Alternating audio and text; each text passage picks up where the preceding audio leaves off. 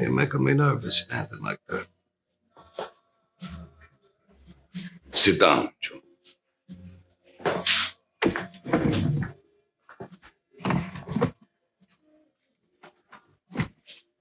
I've been offered a seat at the commission table. My own family. Nobody told me about that. Well, it's supposed to be the last thing you'll ever hear.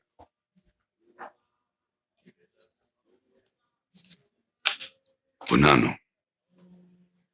He came to me a while back, talking about making changes. That's what he thinks I'm doing here right now. But I'm here to tell you so you can deal with it the way the commission chooses. And then you take Bonnano's seat at the table. The rise of Carlo Gambino wasn't smooth. It wasn't handed to him. It was a knife fight dressed in a business suit. By the early 1960s, he was one of several powerful mob bosses running America's underworld. Men who commanded armies, controlled unions, and owned pieces of legitimate America as if it were their private company. But Gambino's era was different. He came up at a time when the world was finally beginning to see what the Mafia really was. Before Joe Valachi opened his mouth before the Senate in 1963, no one outside the inner circle truly understood it. They thought it was a bunch of street hoods shaking down bars. Valachi showed it for what it had become, a multinational empire that reached from the slums of Brooklyn to the corridors of Washington. It wasn't just crime anymore. It was business, politics, and foreign policy. The Mafia didn't pick sides. They weren't pro-government or anti-government. They were pro-opportunity. Whoever helped them get what they wanted got their loyalty, for a price. When President Harry S. Truman placed a weapons embargo on Israel in 1948, the country still managed to arm itself. The embargo was an inconvenience, not a blockade. Israel turned to Meyer Lansky, who turned to the Detroit Mafia, Jimmy Hoffa's men in the unions, and Russell Bufalino in Pennsylvania. The guns found their way across oceans, through ports, and into the hands of fighters. Governments took note. From then on, they knew that organized crime could move anything, anywhere, and that sometimes it was easier to use them than to go through official channels. But none of that protected Carlo Gambino. Sitting at the top of the five families didn't mean you were safe. It meant you had a target on your back. Across America, other dons were already kings of their own domain. In New Orleans, Carlos Marcello had ruled since 1947. His appointment wasn't accidental. Charles Lucky Luciano, Frank Costello, Vincent Mangano, Joseph Profaci, Joseph Bonnano, and the bosses in Chicago and Florida all had a hand in putting him there. They saw in Marcello a businessman who could expand the Mafia's reach across the South, into Nevada, Arkansas, Mississippi, and the heart of Louisiana. It wasn't just about gambling. Marcello's empire ran through every racket that touched real America. Bakeries, catering companies, unions, liquor licenses, meat and produce routes, oil, and real estate. By the early 1950s, he was one of the most powerful mobsters in the country. In Chicago, Tony Accardo and Paul Ricca had inherited what Al Capone left behind and turned it into one of the most disciplined syndicates in history.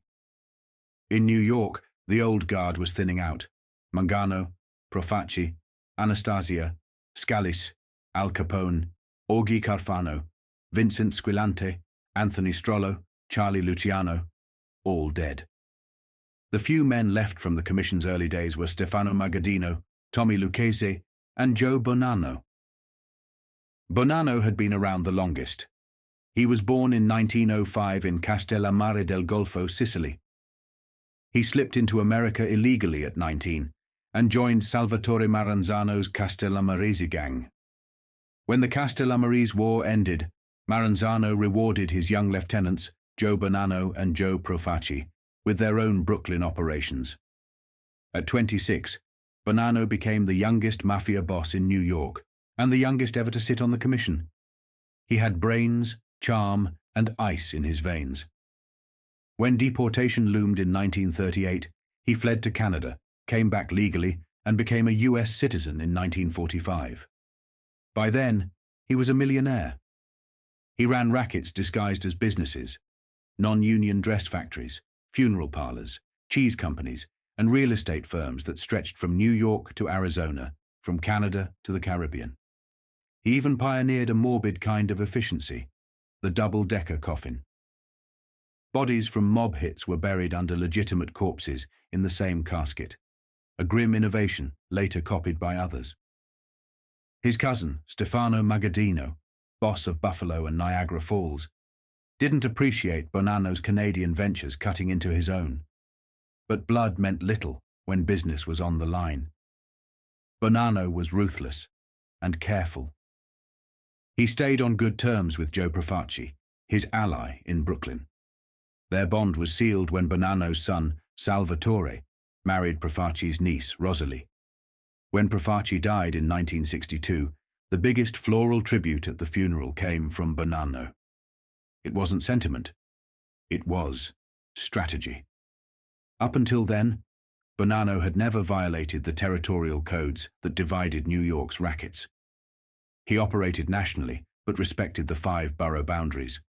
With Profaci dead and Vito Genovese rotting in prison, Bonnano saw his chance. He was the senior boss in New York. Why shouldn't he be boss of bosses, the supreme ruler of the entire city's underworld? He buttered up Profaci's brother-in-law and successor, Giuseppe Magliocco, Fat Joe. A soft, indecisive man who preferred a plate of spaghetti to a strategy meeting, Magliocco leaned heavily on Bonnano. They hunted, golfed, and broke bread together. Bonnano even brought him into a land development deal in Arizona. Then came the ask. In 1963, Bonnano told Fat Joe he needed a favor: take out Carlo Gambino and Tommy Lucchese. Remove the last 2 major bosses standing in his way. Magliocco agreed and handed the contract to a heavy-set, sad-eyed gunman named Joe Colombo. That decision was suicide. Magliocco either didn't know or had forgotten that Colombo was loyal to Gambino. Years earlier, Colombo had been a Brooklyn longshoreman working for Pride Meat Company, owned by Paul Gambino and Peter Castellano, Carlo's people. Gambino had mentored him, found him a home in the Profaci family, and watched him rise through the ranks. When the Gallo brothers rebelled against Profaci in the late 1950s, Colombo proved himself in blood. He came out alive, promoted to captain. He was ambitious, but not suicidal. Being ordered to kill Carlo Gambino and Tommy Lucchese, 2 men who had survived every mob war since Prohibition, was insanity. Colombo had a choice: carry out the contract and die, or turn it over and live. He chose life and loyalty to Gambino. Bonnano's plot imploded before it even began. This was the fatal flaw of Joe Bonnano. He overthought everything and underestimated everyone. Like Maranzano before him, he believed education and intellect would outplay instinct and brutality. He was wrong. Carlo Gambino and Tommy Lucchese were men of another breed. They didn't talk much. They didn't explain. They understood the rules of power. You kill your own if that's what it takes to protect the code. No one can say exactly when it went down, but all signs point to the summer of 1963. June, maybe July. Right before August, when Joe Valachi's testimony began leaking out. That was when the plot to kill Carlo Gambino was in motion. The setup was simple, classic mob theatre. Joe Colombo was invited to dinner with Tommy Lucchese and Gambino. The table was set, the wine was poured, and the gun was already waiting, in the bathroom, taped under the tank like something out of a bad dream. All Colombo had to do was excuse himself, pull the trigger twice, and history would change.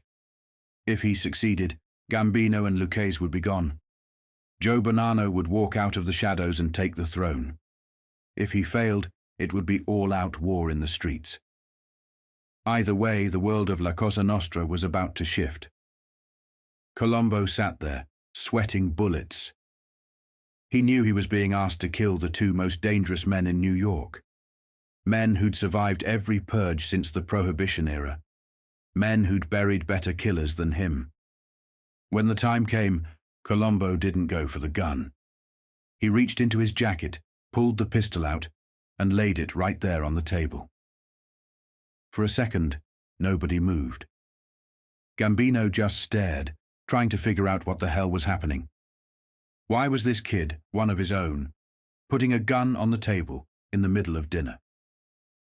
Lucchese got it instantly. He looked Colombo dead in the eye and said flat and cold, "Who sent you?" The answer hit like a thunderclap. Joe Bonnano and Joe Magliocco. That was it. The coup was over before it began. Colombo had saved his own life, and in the process sealed the fate of two bosses. Gambino and Lucchese didn't scream or panic. They didn't need to. They made a few quiet phone calls, and by the next morning the entire commission knew what had happened. The Mafia's Grand Council was convened. Around that invisible table sat the men who ruled the underworld: Carlo Gambino, Tommy Lucchese, Vito Genovese, represented by his underboss, since he was still in prison, Stefano Magaddino from Buffalo, Sam Mooney Giancana from Chicago, Angelo Bruno from Philadelphia, John Scalish from Cleveland, John LaRocca from Pittsburgh, Joe Zerilli from Detroit, and Raymond Patriarca from New England. The Profaci seat was still vacant. Bonnano's, however, was about to be. The commission charged Bonnano and Magliocco with conspiracy to murder fellow members. Both were summoned to appear for judgment. Only one showed up. Fat Joe Magliocco came in shaking, 300 pounds of fear. He broke down completely, confessed everything, and begged for his life. The bosses fined him $50,000, stripped him of power, and exiled him from the Brotherhood. He was finished. Bonnano, the man who started it all, didn't bother showing. He vanished, headed west to California. At Carlo Gambino's suggestion, Magliocco's seat at the head of the old Profaci family went to the man who had refused to pull the trigger, Joe Colombo. Later, Colombo would take Bonnano's chair on the commission itself, a seat Bonnano had occupied for 32 years. In New York, Joe Colombo would go on to be the new boss of the Profaci family. Magliocco retired to his heavily guarded mansion on Long Island. In December 1963, he dropped dead of an apparent heart attack. Bonnano didn't send flowers. He was already planning his next move. By the spring of 1964, Bonnano had resurfaced in Canada, plotting with his people to expand into territory controlled by his cousin, Stefano Magaddino. Word got back fast. Magaddino exploded. He called for another commission meeting, September 18th, 1964, at the home of Vito Genovese's underboss, Tommy Ryan Eboli, in Englewood Cliffs, New Jersey. Bonnano was ordered to attend. He didn't. Again. Magaddino slammed the table. "This guy's planting flags all over the world," he roared. From the other side of the room, Sam Giancana puffed a cigar and muttered through the smoke, "Hit him." Then louder, "Hit him." The commission agreed. Bonnano was sentenced to death in absentia. Magaddino was told to arrange it. But by then, even the Mafia knew better. Killing Bonnano in 1964 would have meant open war. Gambino, Lucchese, Colombo, Bufalino, they all wanted it kept quiet. The world was changing fast. Because just weeks later, Joe Valachi's televised confession would rip the veil off everything. Names, families, the word Cosa Nostra itself. All of it was about to go public. For decades, the Mafia had operated in the shadows. Now, the lights were coming on. The bosses knew it. They sat back, watching the headlines roll in, understanding that from that point on, nothing would ever be the same. The war that Bonnano tried to start had failed, but the real collapse of the old Mafia had just begun.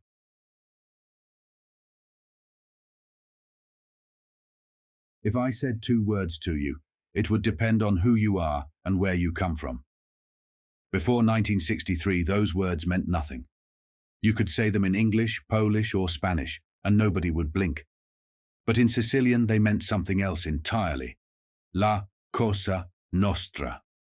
By the time those words hit the newspapers in 1963, they sent a chill down the spine of every man in the underworld. Before that, the phrase lived only in whispers, spoken quietly, in dialect, behind closed doors. Only the old Sicilians used it. The young American-born mobsters didn't even know what it meant. To them it was just slang. The Federal Bureau of Investigation didn't know either. But after years of wiretaps, bugs, and informants, they began to hear it, our thing, and it started to click. The agents realized they weren't chasing random street thugs. They were tracking an invisible nation inside America with rules, ranks, and a government of its own. The revelation changed everything. Before 1963, the Mafia was rumor. After Valachi, it had a name, printed in black and white, La Cosa Nostra. That's when the real panic set in. Carlos Marcello, sitting down in New Orleans, saw what was coming before anyone else. The minute those words appeared in the papers, he knew the game had changed. Every mob boss in America suddenly agreed with him. Washington was declaring war on them all. Marcello had always hated the Kennedys. He was the first mob boss to mutter death threats about them, but not in 1961, the year of his deportation. When he was dumped in Guatemala, he stayed calm. By June, he was back in the United States, fighting deportation in court. Robert Kennedy, now the Attorney General, took it personally. He brought a new case against Marcello for illegal re-entry and for using a forged birth certificate. That hearing was scheduled for November 22nd, 1963, the same day the president's motorcade rolled through Dallas. Every boss in America, Russell Bufalino, Carlo Gambino, Vito Genovese, even from prison, was watching that date. Not because of Marcello's papers, because if he lost, they could be next. The government had found a legal weapon, deportation. And the word La Cosa Nostra gave them all the ammunition they needed. Marcello had already met with Gambino the year before, in 1962. The meeting was arranged by Joseph N. Gallo, not Crazy Joe from Brooklyn, but another Gallo from Alabama, a key bridge between the southern and northern mobs. Through him, the sit-down was set Marcello, Gambino, and Lucchese's people. Marcello wanted permission to act, to hit Kennedy. Gambino said no, he wanted to wait, to see how bad the damage was after Valachi's leaks. It was a businessman's answer, not a gangster's. Marcello didn't like it, but he respected the hierarchy. Gambino was il capo di tutti capi, the boss of bosses. You didn't cross him unless you wanted to vanish. Still, Marcello didn't trust New York. Not after what had happened to Anastasia, not after what the commission had done to his friends. So he played it his own way.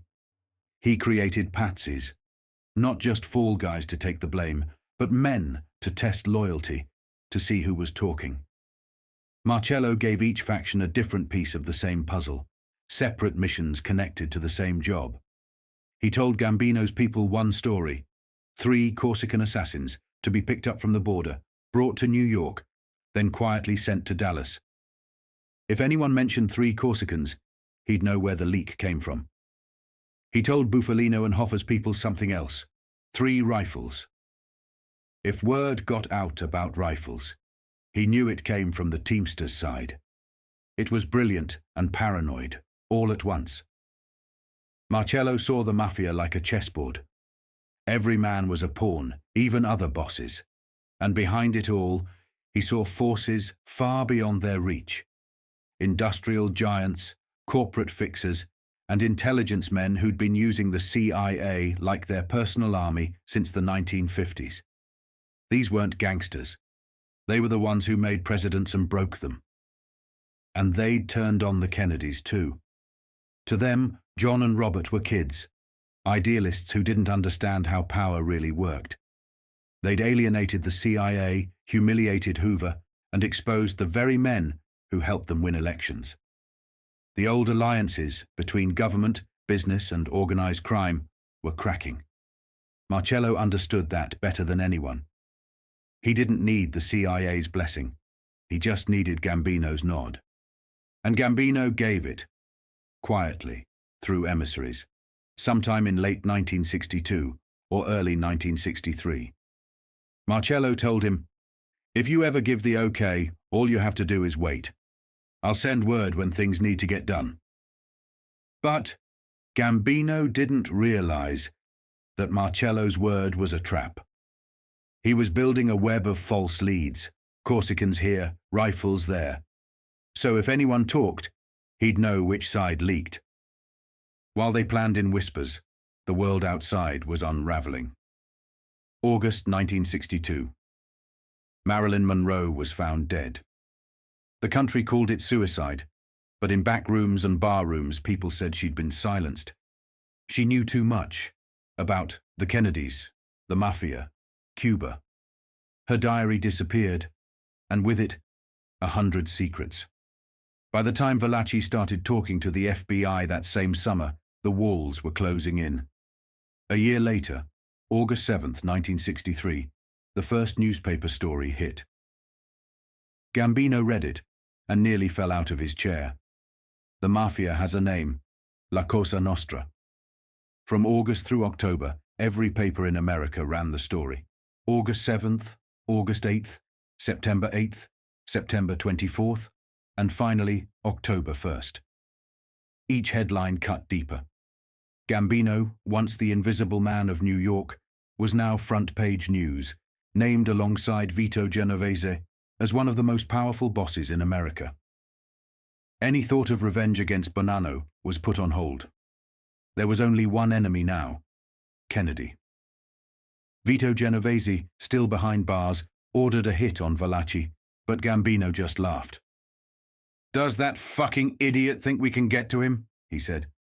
"He's surrounded by FBI agents, not cops on our payroll, Hoover's men." The old days were gone. The streets weren't safe. The prisons weren't safe. Informants were everywhere.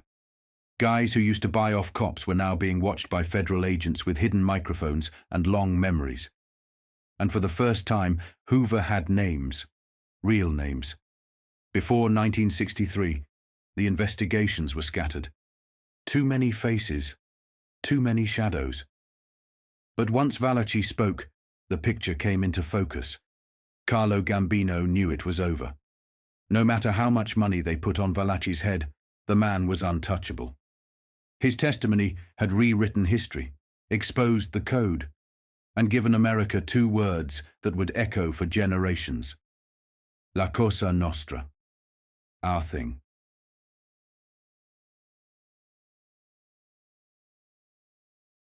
In the Washington Daily News, Joseph Valachi was both a dead man walking and the government's most valuable file cabinet. The underworld had a $100,000 contract on his head. The Department of Justice called him a living, breathing card index and promised, "We are going to take every precaution necessary to protect this man." They had already pulled him out of the federal penitentiary in Atlanta, Georgia. Where he was now, nobody would say. Valachi had given the thing its name, Cosa Nostra, our thing. On the strength of his debriefings, Justice sketched a command chart of the American mob. In New York, Vito Genovese, Joseph Bonnano, Carlo Gambino, Thomas Lucchese, Joseph Magliocco. In Chicago, Sam Giancana. In Detroit, Joseph Zerilli. In Pittsburgh, Sebastian LaRocca. In Philadelphia, Angelo Bruno. In Buffalo, New York, Stefano Magadino. In Boston, Raymond Patriarca. In Cleveland, John T. Scalish. The list wasn't rumor anymore. It was ink. Valachi's story lined up murders that had floated for years without anchors. The botched hit Frank Costello. The barber chair execution of Albert Anastasia in 1957. The way he told it, Genovese personally ordered the Costello shooting after Costello refused to cut him in deeper. Vincent The chin, gigante, pulled the trigger and only grazed the crown. Anastasia, loyal to Costello, warned Genovese to back off. Genovese ignored him. An Anastasia ally turned up dead. Anastasia vowed payback. Genovese moved first. The move was textbook. Flip an insider. They pried loose Anastasia's lieutenant, Carlo Gambino. The Profazzi organization greenlit the Gallo wing in Brooklyn to supply shooters.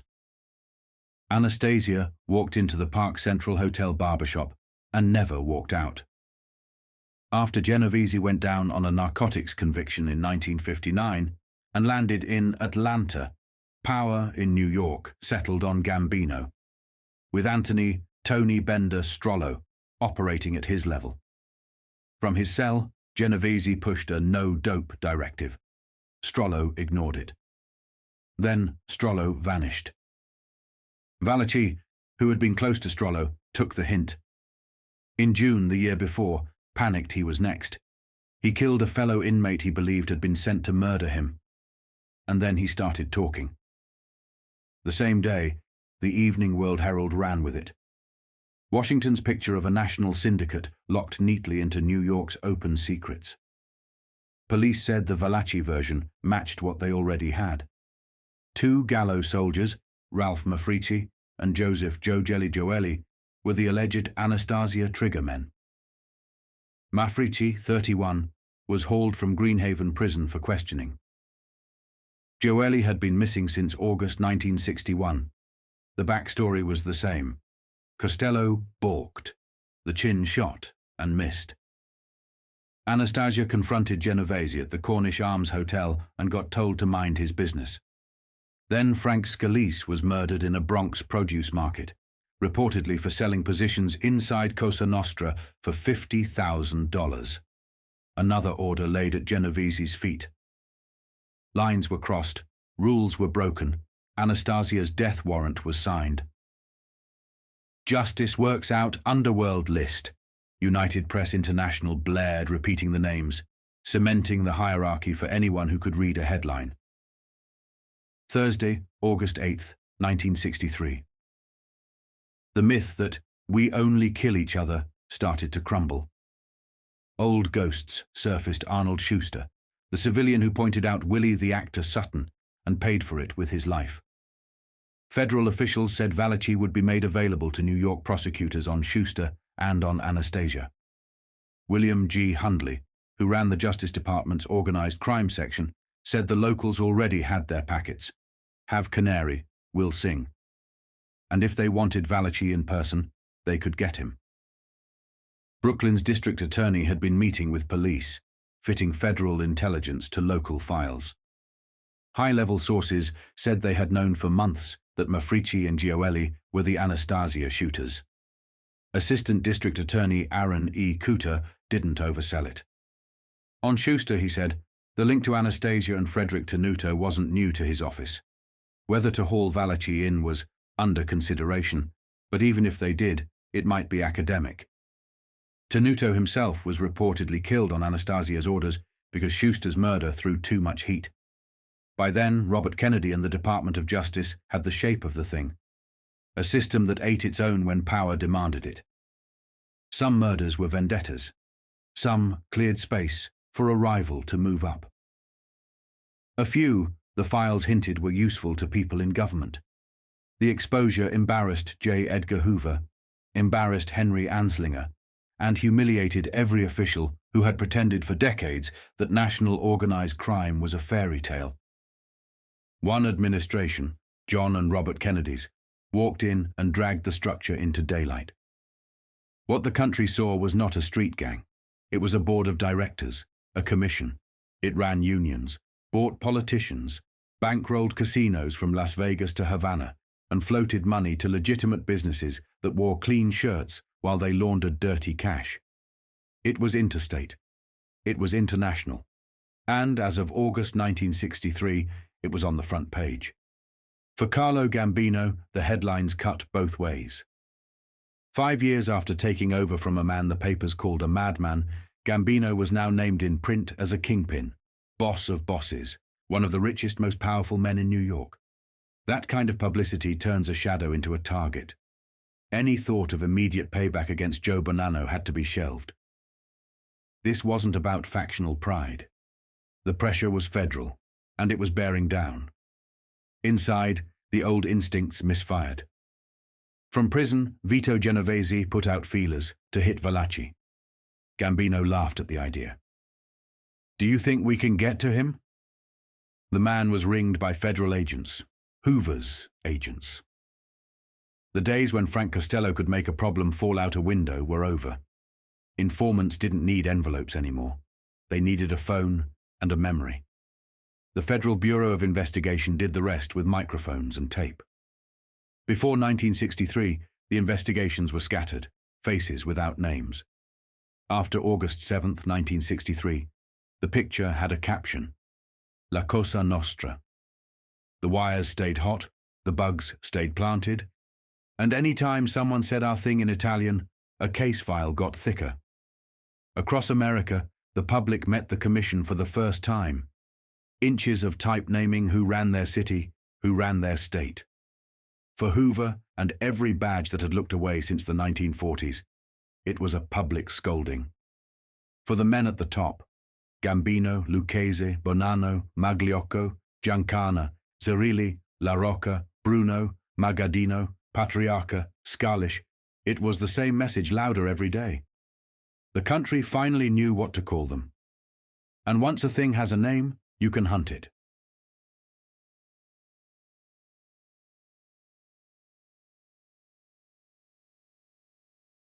Chicago, Dateline.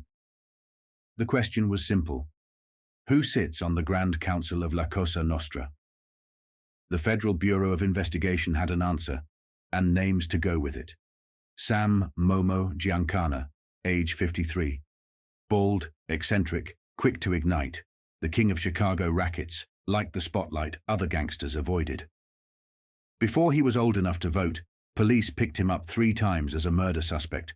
One case collapsed when the state's key witness turned up murdered. He did time for theft and for moonshining, got out during World War II, and then beat the draft board by failing the psyche exam. His line about it was pure Giancana. Who would not pretend he was crazy to stay out of the army? They asked what I did for a living, and I told them I was a thief. They thought I was crazy, but I was telling the truth. He courted singer Phyllis McGuire across Europe, while lieutenants minded the rackets. Other commissioners called it showboating, just not to his face. Carlo Gambino, age 61. Born in Italy, he entered the United States as a 19-year-old stowaway and spent the next decades turning arrests for embezzlement and liquor violations into a resume of power. A 1941 conviction for untaxed alcohol earned probation, not prison. In 1957, when Albert Anastasia was cut down in a Manhattan barbershop, Gambino slid into the chair. Officially, he was a New York labor consultant.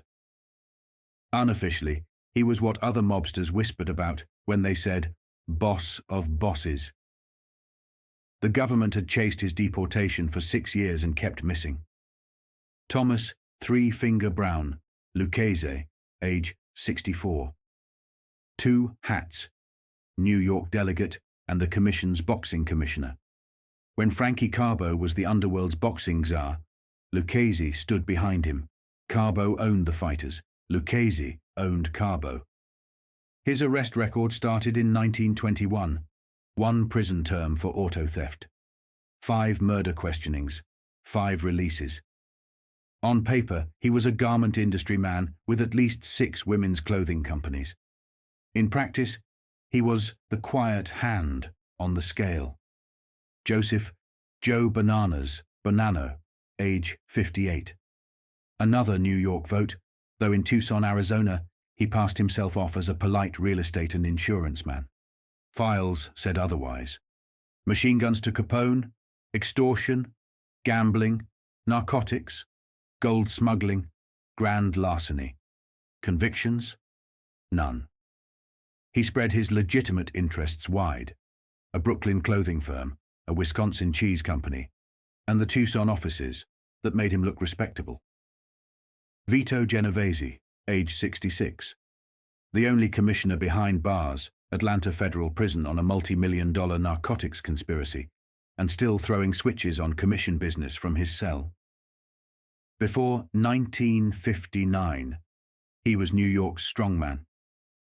Arrests for murder, felonious assault, receiving stolen goods, larceny, arson, bookmaking, none of it slowed him. A murder case died when the state's witness was fatally poisoned in his protective cell. In 1937, heat in New York sent him back to Italy, where he cultivated Benito Mussolini, tossed parties for Nazi brass like Hermann Goering, and collected medals while he waited out the storm. Then he came home. Gerardo Jerry Cattina, age 58, New Jersey's boss with a sheet that ran from gambling and robbery to bribing a federal juror. He owned jukeboxes and vending machines and took slices of casinos in Cuba and Nevada. Smooth, quiet, always bankable. Sebastian Big John LaRocca, age 62, Pittsburgh chief. Born in Italy, arrived in the United States at 10, serving time at 21 for assault to kill. Later convictions for concealed weapons and lottery. He started as a moonshiner and numbers man in East Liberty, then bought his way clean. A cement block company, a beverage firm, real estate, and a palatial place in Ingomar. A pending citizenship petition in 1953 collided with a deportation move based on those old convictions, until a predated pardon from Pennsylvania Governor John S. Fine knocked one of them off the board. LaRocca agreed not to reapply for citizenship before 1964 and kept running the town. Stefano Steve Magaddino, age 72, Buffalo's undertaker boss. Pest control, linen supply, and, appropriate for a man whose crew was once called the Good Killers, a funeral home. He was born in Italy, came to the United States, and became a citizen in 1924. In business, he rented linens. In the life, he buried problems. John T. Big John. Scalish, age 51. Cleveland's point man. Birth name Giovanni Scalisi. 7th grade education, first arrest at 18, a robbery stretch at 21, then a 1935 pardon from Governor George White. He partnered in Buckeye cigarette service and, according to Justice, leaned on several Ohio Teamsters locals, vending machines out front, muscle in the back. Joseph Zerilli, age 66. Detroit, elder statesman, wealthy enough that he did not need to touch the street. As a kid, he delivered milk and bread. Prohibition turned the wagon to beer and the East Side bootleg cruise. When the dry years ended, he shifted to gambling and never looked back. Produce wholesaler, beer distributor, bakery owner, bus company, 2 racetracks. Police booked him from suspicion of robbery to suspicion of murder. 1 conviction, carrying a concealed weapon and a $50 fine. The house always won. Angelo Bruno Annaloro, age 53. Philadelphia's voice on the commission. 3 convictions, 1935 illicit still. 1954, 2 lottery counts, 3 probations. Other cases for drugs and gambling did not stick. He inherited the Philadelphia Camden mob from mentor Marco Reginelli. Both were partners in Penn Jersey Vending Company. As boss, Bruno picked up 2 more vending firms and the power that came with every coin that dropped. Raymond Patriarca, age 55. New England's consolidator, Massachusetts, Rhode Island, Connecticut under one roof. He turned that unity into rackets, cigarette machine routes, earth-moving outfits, and manufacturing fronts. Since 1926, 27 arrests, 16 convictions. A 1938 pardon from a 3 to 5 year stretch blew up into scandal when forged priests' names were found on the papers. He went back inside and did not walk until 1944. Outside, he never looked back. That was the commission, as the Federal Bureau of Investigation drew it. A boardroom in the shadows, showboats and undertakers, box office names and men who preferred the back door, each with a past on paper and a present that did not fit in any file. Together, they were La Cosa Nostra's high command, the Grand Council that set policy, settled scores, and decided who lived well, who lived scared, and who did not live at all.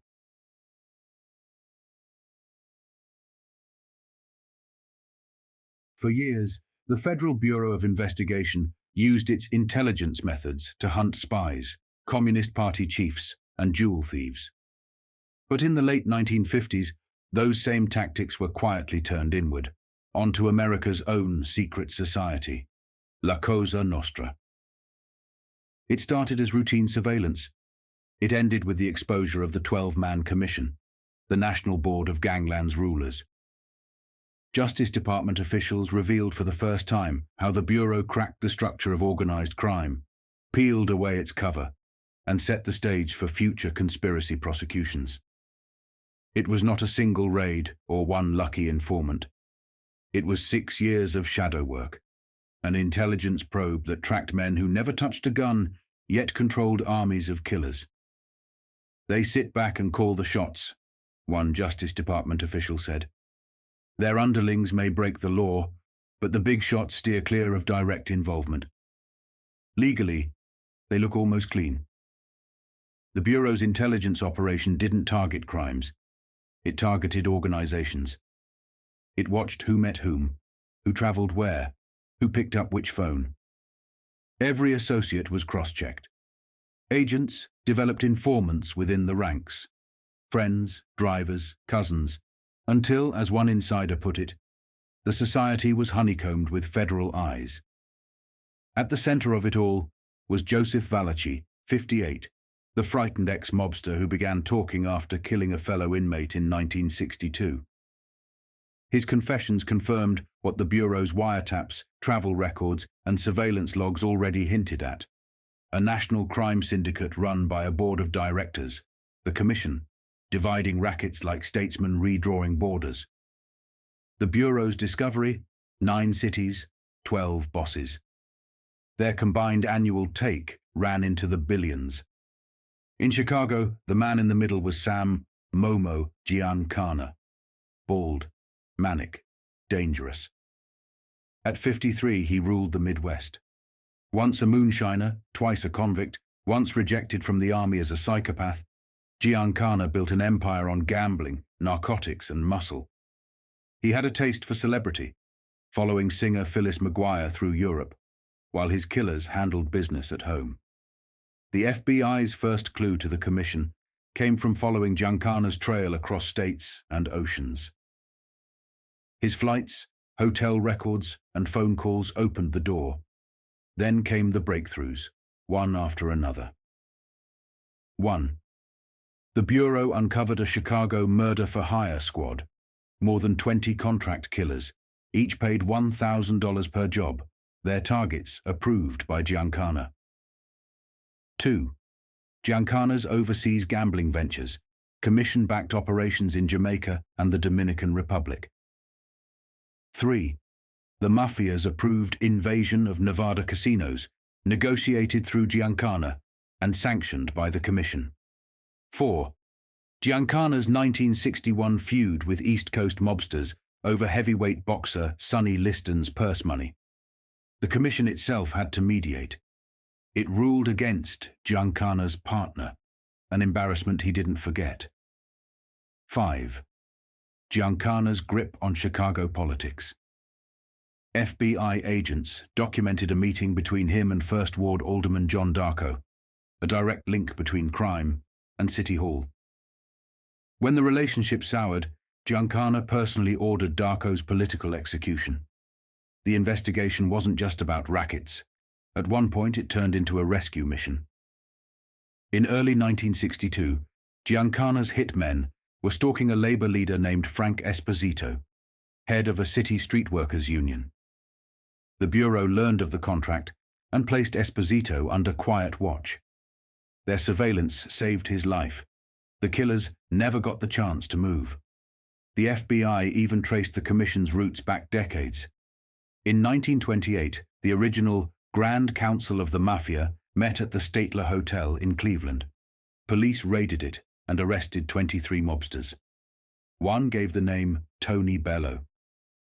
32 years later, the Bureau identified Bello as Phil Bacino, a close Giancana associate now running a pizza parlor in Calumet City, Indiana. The line from the old Mafia to the modern Commission was direct and unbroken.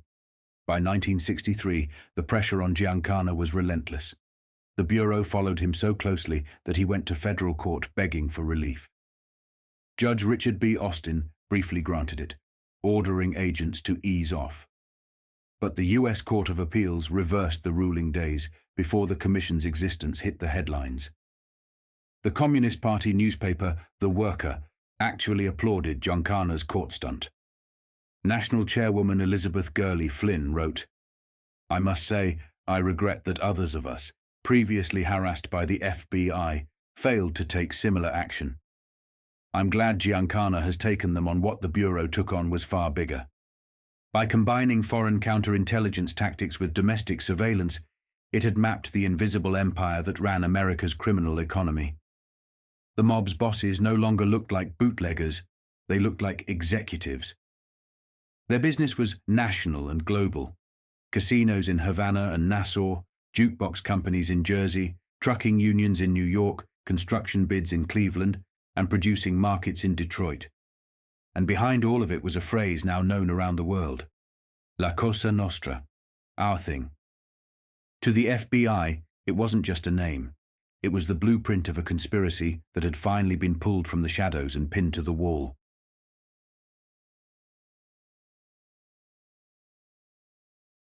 By late September 1963, Carlo Gambino knew the walls were closing in.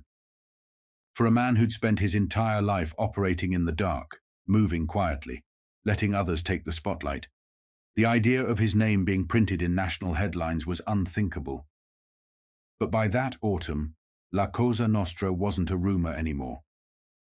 It was a reality, spelled out, broadcast, televised, and read in every living room in America. He'd seen it coming. Back in 1951, Gambino watched the Senate's Kefauver hearings unfold like a circus. Before that, gangsters were ghosts. You heard the names, but you never saw the faces. Kefauver changed that. He brought in the cameras. America sat in their living rooms, watching mobsters swear on the Constitution and then plead the Fifth. Frank Costello, Virginia Hill, Willie Moretti, Meyer Lansky, all dragged into the open. Every one of them refused to talk. But the image of their nervous faces, the sweaty brows, the evasive answers, it was enough. The public didn't need confessions. They saw the guilt. Then came the McClellan Committee, the labor racketeering probes, Jimmy Hoffa on one side of the table, Robert Kennedy on the other. Gangsters from coast to coast were dragged into the light: Vito Genovese, Carlos Marcello, Tony Accardo, Sam Giancana. And when Carlo Gambino's name surfaced, he did what he did best. He disappeared. He faked a heart attack, left the witness chair, and vanished from sight. From that day on, he made a vow. No more cameras, no more microphones. The man who would one day be called the boss of bosses became a phantom. But Washington didn't forget him. Robert Kennedy, now Attorney General, was building a new kind of case, one that tied all the rackets together under a single banner. He and a young Justice Department lawyer named Robert Blakey began drafting laws that would connect isolated crimes into one federal conspiracy. They just needed a name. Then Joseph Valachi spoke. By August, Valachi had been talking to the Justice Department for over a year. His testimony was scheduled to go public in October. 10 days of hearings, broadcast live. America would hear everything, from the initiation rituals to the murders, from narcotics to the commission itself. And on September 24, 1963, Newsday spelled it out. "A curious bargain approaches its dramatic climax," wrote Leonard Baker from Washington. The government was trying to keep its star witness alive long enough to testify. Valachi was the first soldier to turn against La Cosa Nostra, and he knew he was marked. The mob had a $100,000 price on his head. For 3 weeks, the Justice Department moved him like a ghost, hidden in federal safe houses, surrounded by unmarked cars and armed agents. Even his route into the Senate building was secret. Inside, plainclothes F.B.I. men would mix with the crowd. No one could say whether he'd walk out alive. "We don't expect a black limousine to come along and a sawed-off shotgun to come popping out," one Justice Department official said. "But we don't know," Robert Kennedy would testify. So would other top lawmen. But Valachi was the show, the living proof that the Mafia existed. And, as one official put it, "This may be our only chance."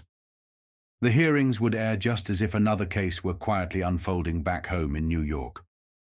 On September 23rd, the day before the Valachi headlines hit, police arrested Carlo Gambino's brother Paul in the Bronx. He'd tried to outrun detectives, blowing red lights until they pulled him over at Arthur and Tremont Avenues. Hidden in the car, $2,541 in cash. Paul Gambino, 59, was booked for reckless driving. But the arrest wasn't about traffic laws. It was a message. Federal eyes were on the family now. The Justice Department had decided the Mafia was a family business, and families had weak spots.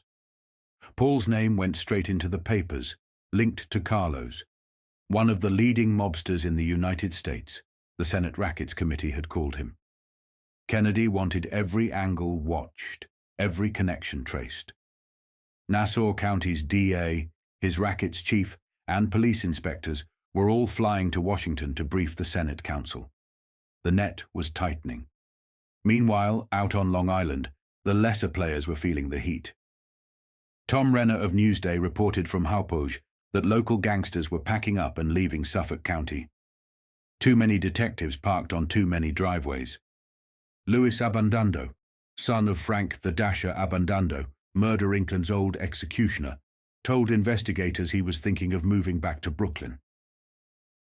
"It's too expensive living out here, and all these cops poking around makes it tough on the family and kids," he said.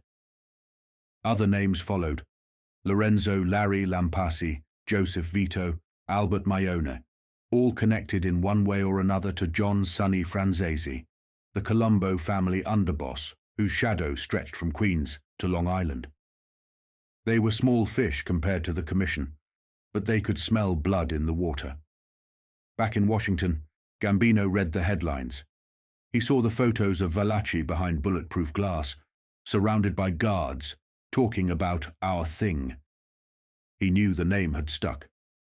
What had once been a private whisper among Sicilians was now printed in every newspaper in the country. La Cosa Nostra. The secret was gone. Every word Valachi spoke connected dots that the government had chased for decades. From Luciano's day to Anastasia's barber chair, from Havana casinos to Chicago's Teamsters, the story was laid bare.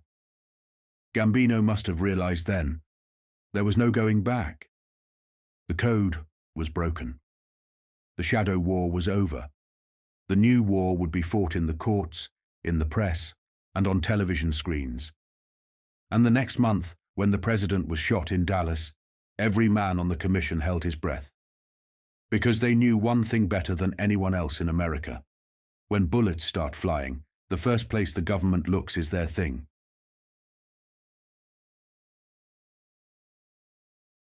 Before the Valachi hearings even opened in Washington, the newspapers had already detonated the bomb. The San Francisco Chronicle ran a story that morning that sent shockwaves from coast to coast. It wasn't rumor, it wasn't speculation. It was history laid bare, the blood-soaked family tree of La Cosa Nostra. The headline said it all: the story of 80 murders. For the first time, America was handed the full genealogy of organized crime, names, dates, and murders that stitched together 3 decades of underworld power. Behind the public spectacle of Joe Valachi's Senate testimony, the Chronicle printed the gory timeline that linked Joe the Boss Masseria's reign in 1929 to Vito Genovese's rule from inside Leavenworth Prison. 80 murders, 34 years, one unbroken chain of blood. It began where the American Mafia was born, in New York City, 1929. 5 gangs ran the streets. 2 of them ruled the rest, Joe Masseria's and Thomas Rayner's. When Rayner was killed in early 1930, a Sicilian upstart named Salvatore Maranzano threw his weight behind the Rayner loyalists. His alliance tipped the war against Masseria, setting off the blood feud that came to be known as the Castellamarese War. It was Maranzano's men, Lucky Luciano, Vito Genovese, and Frank Costello, who played both sides until they saw their moment. Luciano met Masseria at a Coney Island restaurant in April 1931, excused himself to the bathroom, and left the room seconds before gunmen opened fire. Masseria slumped dead over his cards, and Maranzano became the new boss of all bosses. But power makes men greedy. Within months, Maranzano was plotting to have Luciano and his closest allies eliminated. Luciano moved first. In September 1931, posing as police officers, 3 gunmen, Red Levine, Bugsy Siegel, and one other, walked into Maranzano's Park Avenue office and shot him dead. Luciano took the crown, but he was no dictator. He was a strategist. He created the Commission Board of Directors made up of New York's top bosses to prevent another all-out war. Any execution now needed the Commission's approval. Murder had become corporate policy. By the mid-1930s, 3 families ruled New York: Luciano and Genovese, the Mangano brothers and Anastasia, and Galliano and Lucchese. In 1937, Genovese fled to Italy, dodging a murder indictment. 2 years later, Luciano was convicted on prostitution charges and sentenced to 65 years. With the old guard sidelined, the balance of power shifted to Frank Costello, Albert Anastasia, and Willie Moretti. When Genovese returned from Italy in 1945, the peace shattered again. By 1957, he made his move, ordering a hit on Costello. Vincent the Chin Gigante fired the shot in the lobby of Costello's apartment building. The bullet grazed his skull, but Costello survived. Still, he got the message. He stepped aside. Albert Anastasia, loyal to Costello, warned Genovese to back off. "Mind your own business or you'll be next," Genovese told him. And then he made sure Anastasia was next. According to Valachi's confession, Genovese called in 2 trusted lieutenants, Carlo Gambino and Joe Biondo. Gambino agreed. His man Anthony Zangara and other soldiers carried out the job. October 25, 1957. Anastasia walked into a Manhattan barbershop, sat down for a shave, and never got up again. Blood ran across the white tile floor. When it dried, Gambino was the new boss. Genovese moved quickly to justify the murders. He summoned every major mob figure in the country to a meeting in Appalachian, New York. It was supposed to be his coronation as America's number 1 mob boss. But it turned into a disaster. Police raided the meeting. Dozens of gangsters were caught fleeing through the snow.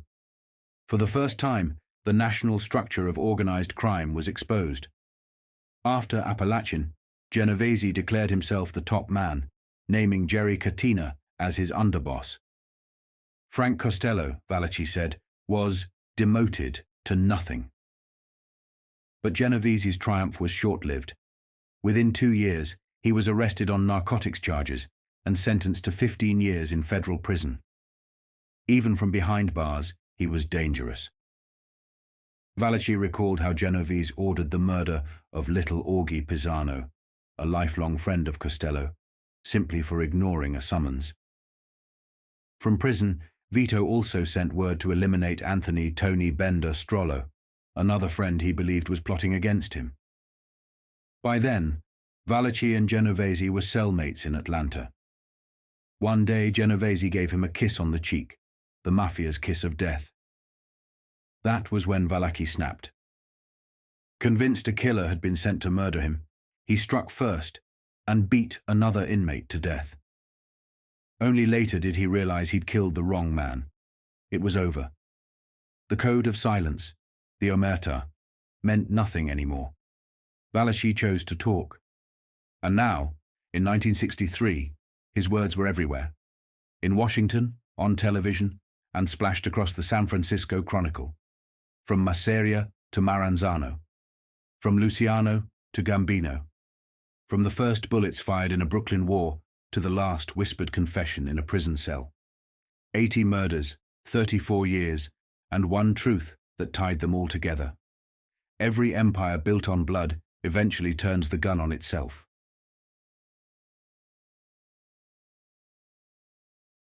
By the fall of 1963, John Kennedy had already faced down nuclear war in Cuba. Now he was staring down another kind of war, one fought not with missiles, but with microphones.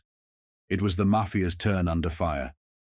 On October 1st, the Senate's Organized Crime Subcommittee opened 10 days of televised hearings that would shake the American underworld to its core. The star witness was Joseph Valachi, the first made man ever to publicly break the Mafia's sacred code of silence. To the public, it was the Valachi hearings. Inside the mob, it was the beginning of the end. To Kennedy and his brother Robert, this was their Normandy. The Valachi testimony was to be the final strike against the invisible government that had plagued the nation since Prohibition. But behind closed doors, the president was already fighting wars on every front, against segregationist Dixie Democrats, the far-right John Birch Society, rogue Cuban exile groups, and hardline CIA generals furious at his foreign policy. As Washington's cameras rolled, the tension was electric. One wrong move could ignite chaos, from the Deep South to Dallas.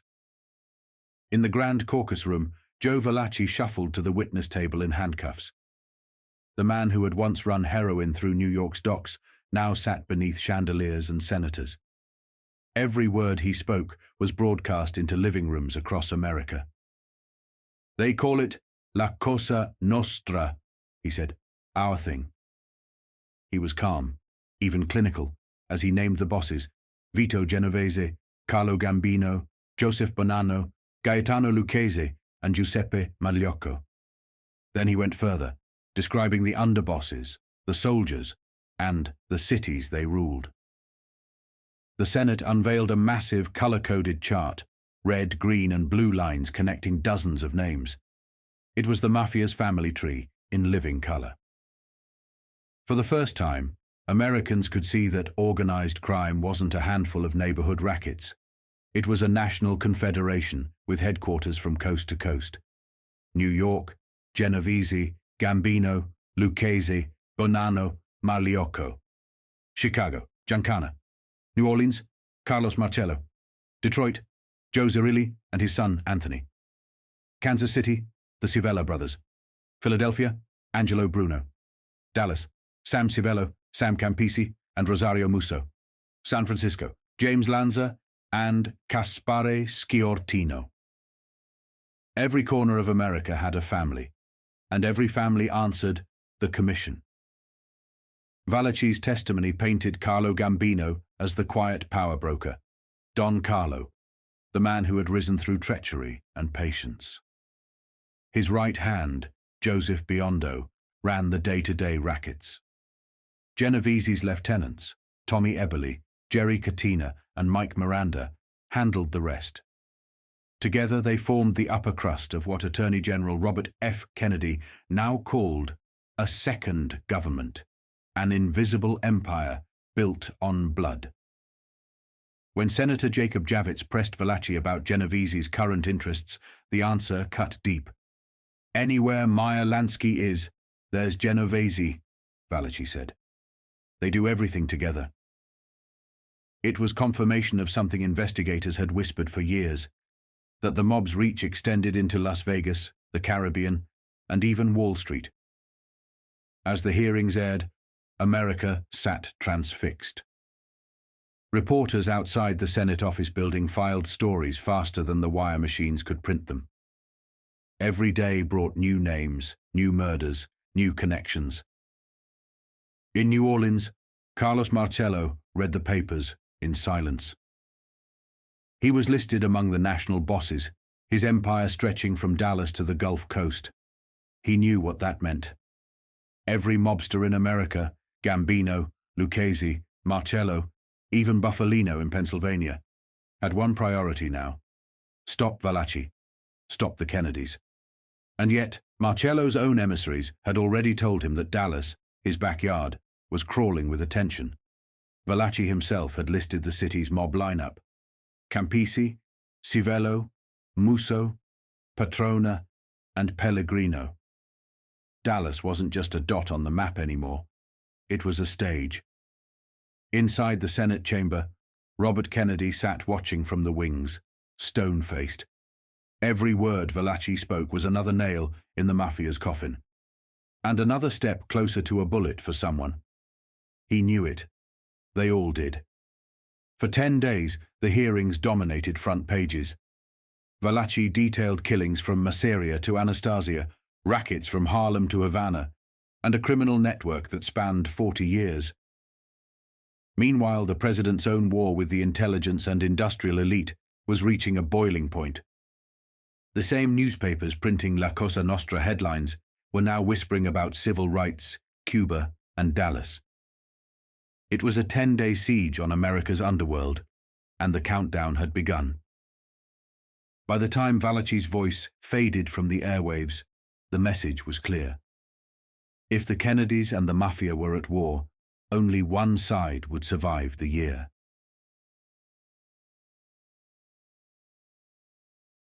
On the second day of his testimony, Joseph Valachi went deeper. Day 1 had shocked America. Day 2 stripped the varnish off entirely. The man once feared on the streets of New York was now seated under television lights, his voice flat, his delivery calm, describing murder as if it were routine bookkeeping. To Valachi, it was. So those things came as natural as breathing? Senator Edmund Muskie asked, half in disbelief. That's right, Senator, Valachi replied. He spoke without emotion, as if describing weather. That morning the newspapers called him the finger-pointing mobster songbird. But to the men he was naming, Don Carlo Gambino, Joe Bananas Bonnano, Tommy Lucchese, Joe Magliocco, and Don Vitone Genovese, he was signing death warrants, including his own. Valachi told the Senate he had been recruited into La Cosa Nostra by a man named Girolamo Santuccio, known as Bobby Doyle, a killer with a long record and a short temper. Doyle, he said, had personally carried out 3 murders during the bloody 1930 war for control of the Mafia in New York, the same war that ended with the rise of Lucky Luciano and the Modern Commission. He described it like a soldier describing his first campaign: methodical, detached, terrifyingly normal. The killings of Thomas Rayner, Peter Morello, and Joe Pinzolo weren't crimes of passion. They were assignments. You didn't ask questions. You just pulled the trigger.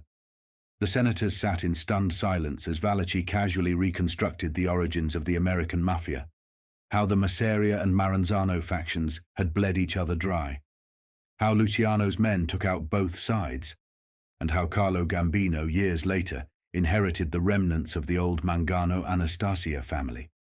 This wasn't fiction. It was a blueprint. When asked about the murder of Abe Relis, the mob hitman turned government witness who fell out of a Coney Island hotel window in 1941, Valachi didn't hesitate. The police threw him out, he said flatly. It was a bombshell. Abe Relis had been under 24-hour police guard at the Half Moon Hotel when he plunged 6 stories to his death the morning he was due to testify against Murder, Inc. No one had ever proved foul play. But Valachi's version revived the darkest theory, that Relis was silenced by the very men assigned to protect him. The Brooklyn district attorney immediately called it a a big lie. Others weren't so sure. Even Judge Samuel Leibowitz, who'd presided over Murder Inc.'s cases, had refused to close the file. Now, more than 20 years later, Valachi's testimony made the city remember. If the Mafia could kill a protected witness in police custody, it meant nowhere was safe. That realization rippled through the press, through law enforcement, through the underworld itself. The mobsters watching on television knew exactly what it meant. If Reles could be thrown out a window, anyone could, even from behind bars. Valachi described how prison itself had become an extension of the underworld, a family inside the walls. Bosses still gave orders, money still moved, contracts were still issued. In some cases, murder was even easier behind bars. The pattern was clear to anyone paying attention. A generation later, men like Jack Ruby would read these same reports from a Dallas jail cell and understand what Valachi was really saying: prison doesn't save you. Just as Reles had been thrown out the window. In 1941, Ruby would know he could be silenced in 1963, and for the same reason. Back in Washington, Valachi continued his history lesson. He spoke of Buster from Chicago, a young killer imported to New York during the Castellammarise War. Buster, he said, looked like a college boy, 6 feet tall, violin case in hand. Inside the case, it wasn't music. It was a machine gun. Senator John McClellan asked what became of him. Valachi shrugged.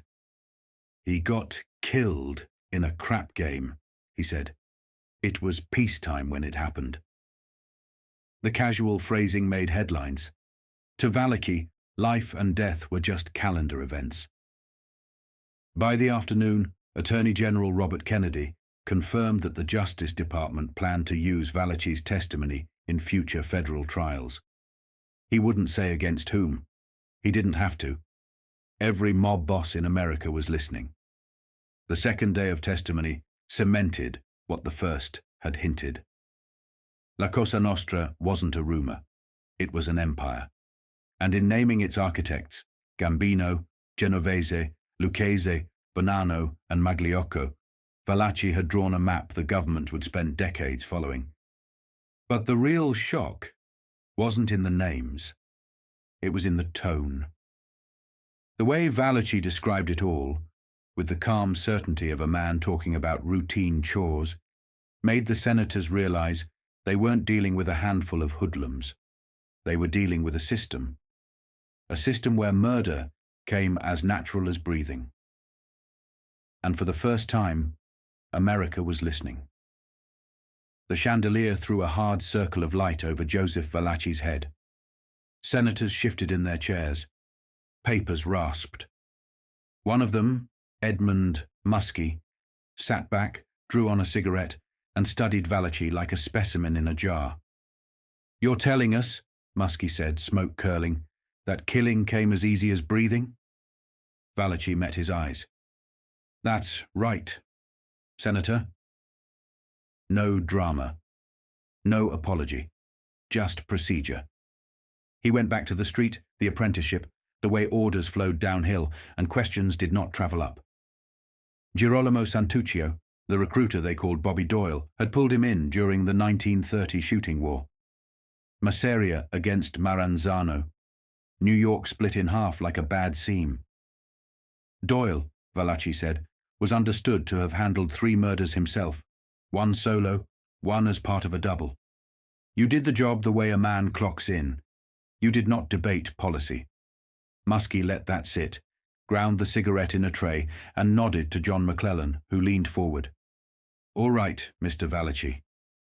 After that trip out of town, you came back, walking Lexington Avenue. Who do you meet?" "Chick 99, Valachi said, "and he says," he waves me into the car. "How long you been here?" he asks. I tell him, "Hours." He says I am lucky. There were men looking. He explains the furniture on 163rd Street, how Masseria's people knew our hangouts, and how they got wise to who was doing the sneaky work. Valachi shrugged. That is when the war went national. Chicago, Cleveland, California, wherever our members were. McClellan steered him to the hinge moment. About then you were persuaded to join Cosa Nostra. Where? How? They drove us upstate, about 90 miles, Valachi said. Private house. 30, 35, maybe 40 men. The purpose was to make us. He glanced at the senators, then continued.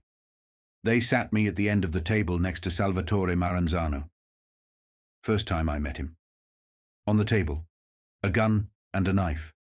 He said, in Sicilian, you live by the gun and the knife, and you die by the gun and the knife. You understood that? McClellan asked. Yes. It meant I should expect to die by gun or by knife. Those were the rules. They handed him a piece of paper, told him to light it and pass it from hand to hand while repeating the oath in Italian. This is how I burn if I expose this organization, Valachi said. Burn to ashes. Then, McClellan asked, my godfather pricked my finger. Blood to show we are all together. Valachi motioned to the long table, as if the men were still seated there. They threw numbers with their fingers, 1 to 5, added around the table to pick your sponsor. Mine was Joseph Bonnano. A low murmur moved through the room. This, Valachi said, tapping the table with 2 fingers, is my doom. I should never tell it, but I am telling it. He did not have to explain why it mattered. This was the piece that had stayed hidden for 100 years. The last time the right leaked in print was New Orleans, 1891. Lynchings after the killing of Police Chief David Hennessy. Whispers of oaths and knives and saints' cards no one believed or understood. In the 1960s, there was no misunderstanding. Initiation was the lock that made secrecy a system. The Freemasons had rights. Skull and Bones had rights. The elites had their rituals. Cosa Nostra had this: fire, blood, and a promise paid in flesh. McClellan let the silence stretch, then rapped once. What were the rules you were told the night you were made? 2 rules, then, Valachi said. 1, the secret I just told. 2, you do not violate another member's wife, sister, or daughter. No defense if you do later rules. You do not hit another member with your fists, Valachi said. Serious charge. You get a small trial. On the carpet. I had one in 1950. Restaurant business partner was stealing. I hit him. They sat us at a table. His side had their lieutenant. Mine had mine. Albert Anastasia presided and told me I knew better. He split us, ordered me to pay about $3,000 or $3,500, and I kept the place. The liquor license stayed in the other man's son's name because I could not qualify. I had a record. Muskie shifted, relit. Your first contract after you were made? Joe Baker, Valachi said. Real name Joseph Catania. Maranzano had a personal grudge. Baker hijacked alcohol trucks. We set up 183rd Street and Crescent Avenue in the Bronx. Too far to shoot from the first apartment. I told Nick Capuzzi, who was in charge, to take a first-floor flat where we could get a clean angle. 3 painters were inside when we broke in. Thought it was a stick-up. We told them keep painting. A few tight laughs broke in the back of the room. Baker walked by. Shots. He went down. No pay. Members do not get paid for kills. You do it because you are a soldier, Senator Henry Jackson cut in. Could the organization advance money if you needed it? There was money, Valachi said. Tom Mirinana put $140,000 of his own in. $5,000 a week from Buffalo. $5,000 a week from Chicago. Caviano had $40,000. The war cost $140,000. McClellan raised a hand. Explain Buster from Chicago. Imported hitter, Valachi said. Looked like a college boy. 6 feet, 200 pounds. Carried a violin case with a machine gun. helped kill Alfred Mineo and Steve Ferrigno on Pelham Parkway on November 5, 1930. After the shots, he ran right into a policeman. Told the cop they were shooting down the block. The cop ran that way. Buster walked off. He later got killed in a crap game, in peacetime. They moved him through the chronology. The botched shot that clipped half of Paul Gambino's ear. Steve fired from the car, panicked, yelled, "Step on it," and Maranzano's quick correction. Paul was not even a member, but the attempt brought Paul's brother Carlo into Maranzano's column. Turned out for the better, Valachi said. He laid out the double on Masseria's lieutenants Mineo and Ferrigno. The ceremony that followed, the numbers game that picked Bonnano as his godfather, the oath that sealed the room like cement. Then came the part that pulled a chill through the hearing room. McClellan nudged him toward Abe Reles, the murder incorporated canary who went through a Coney Island hotel window in 1941 while under police guard. "What happened to Reles, Mr. Valachi?" "The police threw him out," Valachi said. The line landed like a thrown wrench. Kings County's district attorney would call it a big lie before the ink dried. A grand jury once said it was neither murder nor suicide, only an accident. A famed Brooklyn judge never bought that. Prosecutor Burton Turkus never did either. And every man who worked the street in those years remembered it the same way. Reles talked, and then Reles fell. If they could kill you under guard, then prison was not a sanctuary. It was another neighborhood of the same city. That was the quiet subtext moving behind the microphones. The cells had their own commission. Men ruled from the inside. Contracts crossed bars, like telephone wires. It is why a few weeks later, a Dallas nightclub operator named Jack Ruby would sit in a cell and understand without being told, you can still be touched.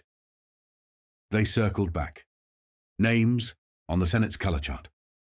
5 families in New York: Vito Genovese, Carlo Gambino, Joseph Bonnano, Giuseppe Magliocco, Gaetano Lucchese, with underbosses Thomas Tommy Ryan Eboli, Gerardo Jerry Catena, and Mike Miranda aligning under Genovese. Joseph Biondo as number 2 to Gambino. Salvatore the Sheik, Musacchio under Magliocco.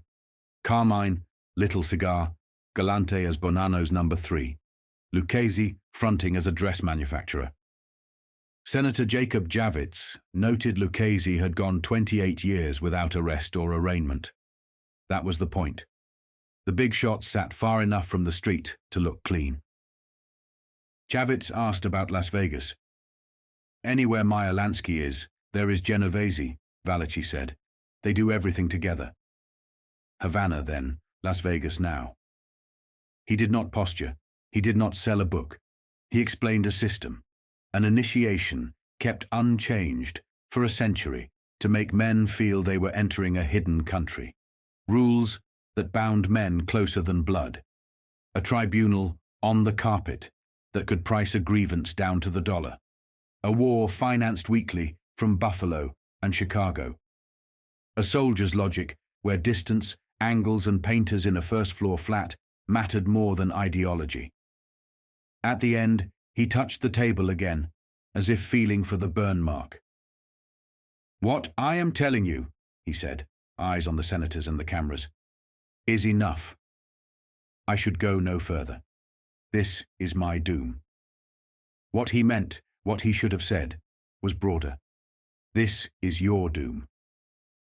Without an administration willing to take it seriously, none of it matters. But these men in this room did, which is why he risked the punishment set in that upstate house decades earlier. The oath was simple. The cost was simple. The enforcement was absolute. The Mafia had its secrets. So did the people who studied it from across the river. The Central Intelligence Agency, the other quiet agencies, the industrial interests with their own rituals and their own enforcers. The chandelier hummed. The senators watched him. Somewhere in the back, a pencil snapped. From that day forward, Every senator, every agent, every editor in America now knew the name for it: the Blood Oath.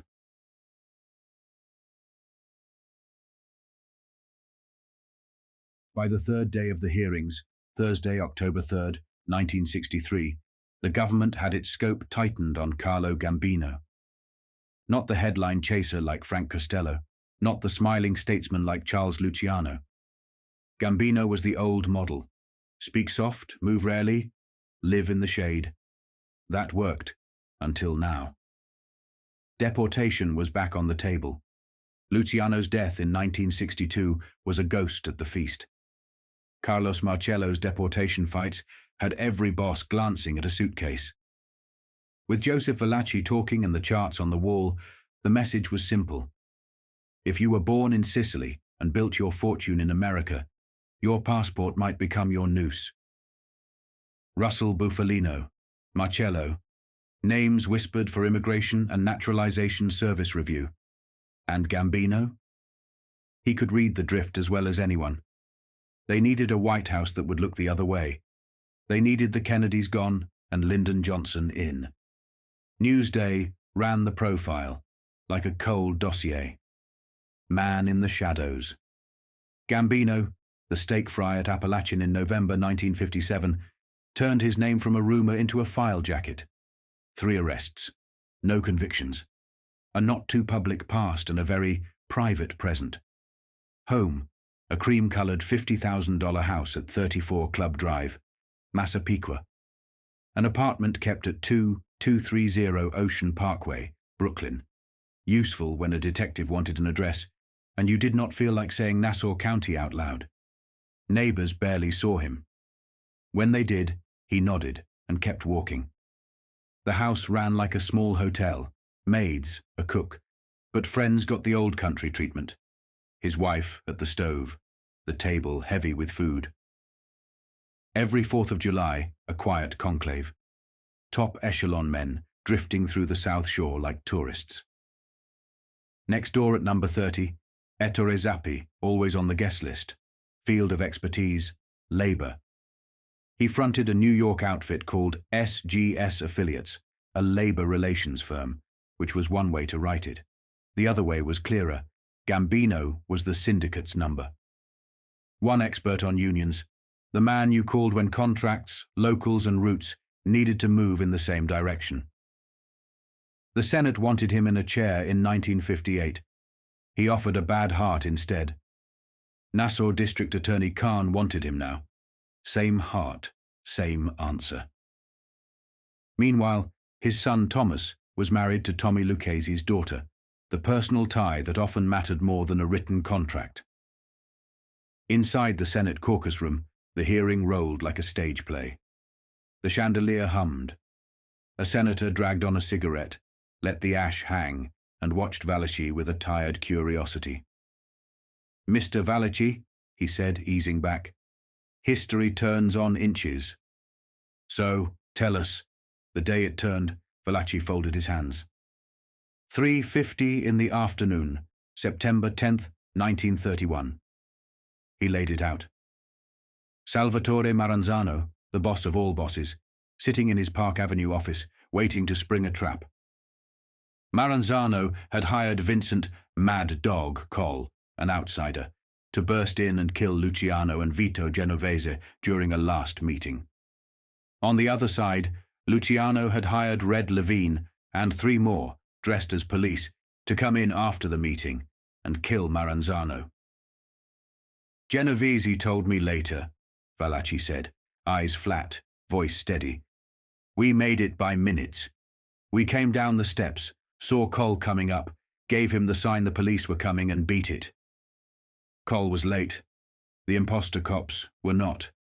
They went up, posed their badges, and shot the king off the throne. In one heartbeat, the old Mafia died, and the modern commission was born. Earlier, Valachi said, they had done the same thing to Joe the boss, Masseria, lured him from a Manhattan hideaway to a Coney Island restaurant to discuss the final details. Luciano, Ciro Terranova, and Genovese got him there. Frank Cheech Livorsi and Joseph Stretch. Strachey joined at the table. "Half an hour," Valachi said. Then they shot him in the back and in the head. That was that.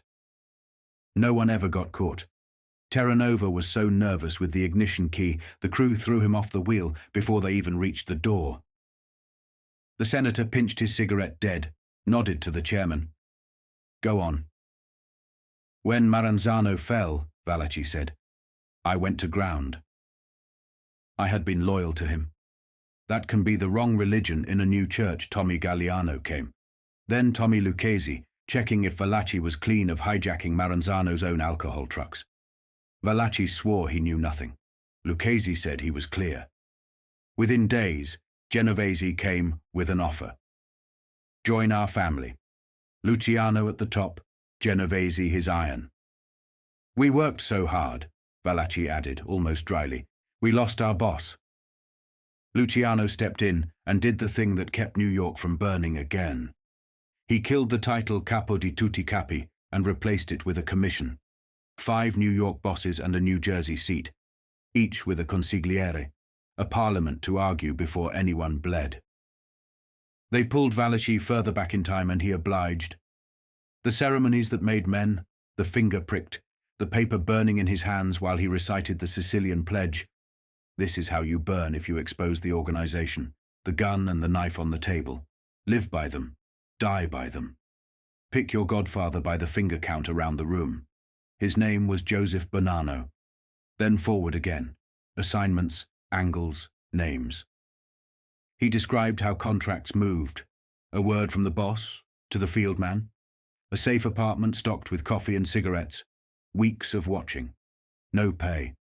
If you took money for a kill, you were dead. A member's job was a member's job. The senators let the room breathe. Then the chairman cut in. One last thread. Mr. Valachi, the late 1930s, early 40s, ambassadors, messages, out-of-town business. Who carried what where? Bobby Doyle, James Santuccio, brought word to Chicago, Valachi said. Genovese sent him. The message, what Maranzano wanted done to Al Capone and others, insurance, explanation, a way to keep doors open that might otherwise close outside the chamber. The other war, the one Gambino understood best, was moving. Immigration lawyers sharpened their knives. Agents compiled lists. A bad heart could stall a subpoena. It could not stop a policy. Gambino knew deportation had moved from rumor to instrument, and that an administration's appetite decided how hard it bit. The Kennedys were hungry. Men like Gambino needed them replaced by a president who would call crime a local matter and turn the cameras off. Back in the room, the senator sat forward again, elbows on the table, voice low. Mr. Valachi, this commission you speak of, who lives under its shadow today? Valachi didn't blink. Carlo Gambino, Vito Genovese, Joseph Bonnano, Gaetano Lucchesi, Giuseppe Magliocco. Their underbosses, Thomas Tommy Ryan Eboli, Gerardo Jerry Catena, Mike Miranda, Joseph Biondo under Gambino, Salvatore the Sheikh Musacchio under Magliocco, Carmine Little Cigar Galante under Bonnano. And Las Vegas? Another senator asked. Anywhere Meyer Lansky is, Valachi said, there is Genovese. They do everything together. Havana then. Vegas now. That line hung in the air like a verdict. The press scribbled. The cameras hummed. Out in Massapequa, a quiet house by the water braced for a knock. The man in the shadows, labor expert, July 4th host, bad heart on command, had been dragged without moving an inch into the light. By October 3rd, the Valachi hearings had turned from curiosity to crisis. Washington's marble corridors were jammed with reporters. The senators' ashtrays overflowed. And for the first time in American history, the secret laws of La Cosa Nostra were being read into the congressional record. Valachi spoke not as a philosopher, but as a man who'd spent half his life living under rules no one outside his world was meant to hear. He sat under the chandelier's glare, his eyes hooded, his voice clipped and matter-of-fact. You got to be full-blooded Italian, he said. Both sides, father and mother. The senators smiled thinly. A few chuckled. Valachi didn't. You could be born in America, he added. That's okay. But the blood's got to be right. The room rustled. Reporters scribbled it down. Mafia has admission rules like Union League Club. Someone joked that Cosa Nostra wasn't racist, just selective. But there was something chilling in Valachi's pride. He spoke of it like a private fraternity, closed books, old money, and ancient oaths. You can't just walk in, he said. You got to be proposed by another member. That's the only way you get in. He explained how the books could stay closed for decades, locked after 1930, reopened in 1954 when Albert Anastasia and Frank Scalise brought in hundreds, not the best kind. The organization standards, he said, had slipped. Men were paying their way in, $40,000 bribes for a seat at the table. They commercialized it, Valachi said with disgust. That's how Frank and Albert got in trouble when the commission found out. The senators leaned in as Valachi continued his lesson in underworld civics. Dues, $25 a month. Rules, no cheating, no touching another member's wife, no killing without permission. Violations meant death. Once in, Valachi said, you never get out. Only death can make you a civilian again. The welfare system, too, had its logic. If you get picked up doing what they want, they take care of your family, he said. But if you're out pulling something on your own, you're on your own. The families that paid dues stayed protected. The ones that didn't, like Genovese's, Valachi claimed, owed 4 years' worth. Don't ask me why, he muttered. All the rest are paying. There was laughter, but it was uneasy. The senators were learning that La Cosa Nostra wasn't chaos. It was a corporation, complete with bylaws, membership fees, and family Christmas parties. And then, Gambino's nightmare. That same day, Newsday dropped the bombshell. A full chart, printed in black and white. Who's who in the mob's, Gambino's group. Every name, every address, every alias, every F.B.I. number. For the first time, America could read the structure of the Gambino crime family like a family tree. At the top sat Carlo Gambino, boss. Under him, Joseph Biondo, underboss. Then the consigliere, Joe Riccobono, Don Cheech. Below them, a litany of soldiers, capos and relatives. Paul Castellano, his brother-in-law Paolo Gambino, Carmine Lombardozzi, Vincent Squillante, Rocco Mazzi, Ettore Zappi at 30 Club Drive, next door to Carlo himself. The article listed the crimes like bullet points beside their names. 1D, suspected narcotics. 2, gambling. 4, labor racketeering. 5, vending machines. 6, extortion. 8, criminal receiving. 9, alcohol tax violations. It even printed Gambino's home address, 34 Club Drive, Massapequa, and his FBI number, 1-71579-B57939. The paper didn't just out him, it mapped his empire. To the public, it was sensational. To Gambino, it was war. For a man who'd built his fortune by staying invisible, this was exposure on the level of execution. His house, his network, his kin, all printed between the sports page and the classifieds. He knew what this meant. The Valachi hearings had cracked the code, and the government wasn't stopping at the doorsteps of the Genoveses or the Bonannos. Gambino's deportation case, long dormant, was being whispered in the same breath as Marcello's. The Justice Department was stacking files, immigration was sharpening paperwork, and the Kennedys were not afraid to burn names in the press. That night, behind drawn curtains in Massapequa, Gambino must have sat with his underboss Biondo and his consigliere Riccobono, the air thick with espresso and cigarette smoke. They had read the papers. They had seen the chart. They knew that the Kennedy brothers weren't bluffing. Something had to be done. The old man in the shadows, the humble grandfather of Long Island, was staring down the same kind of threat that had ended Luciano's reign and sent Marcello halfway across the Gulf.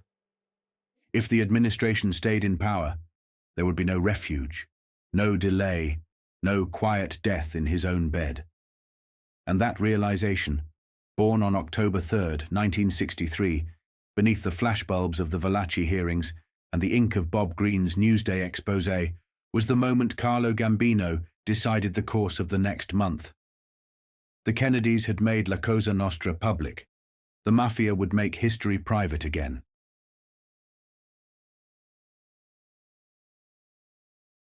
By the morning of October 4th, the air around La Cosa Nostra was electric. Every hearing, every headline, every leak tightened the noose. And when the pressure builds, men who live in shadows start to move clumsily in the light. That Friday, the first crack appeared close to home. A soldier in Carlo Gambino's own outfit. A 47-year-old hoodlum named Joseph Montanero, described by federal agents as a soldier in the Gambino family, was dragged off a Brooklyn street after he allegedly tried to run down 2 Treasury agents with his station wagon. It was 2 o'clock in the afternoon on New York Avenue and Foster Flatbush. 3 unmarked cars boxed in Montanero's brand new 1963 station wagon. 2 agents jumped out, flashed badges, and shouted for him to stop. Instead, Montanero hit the gas.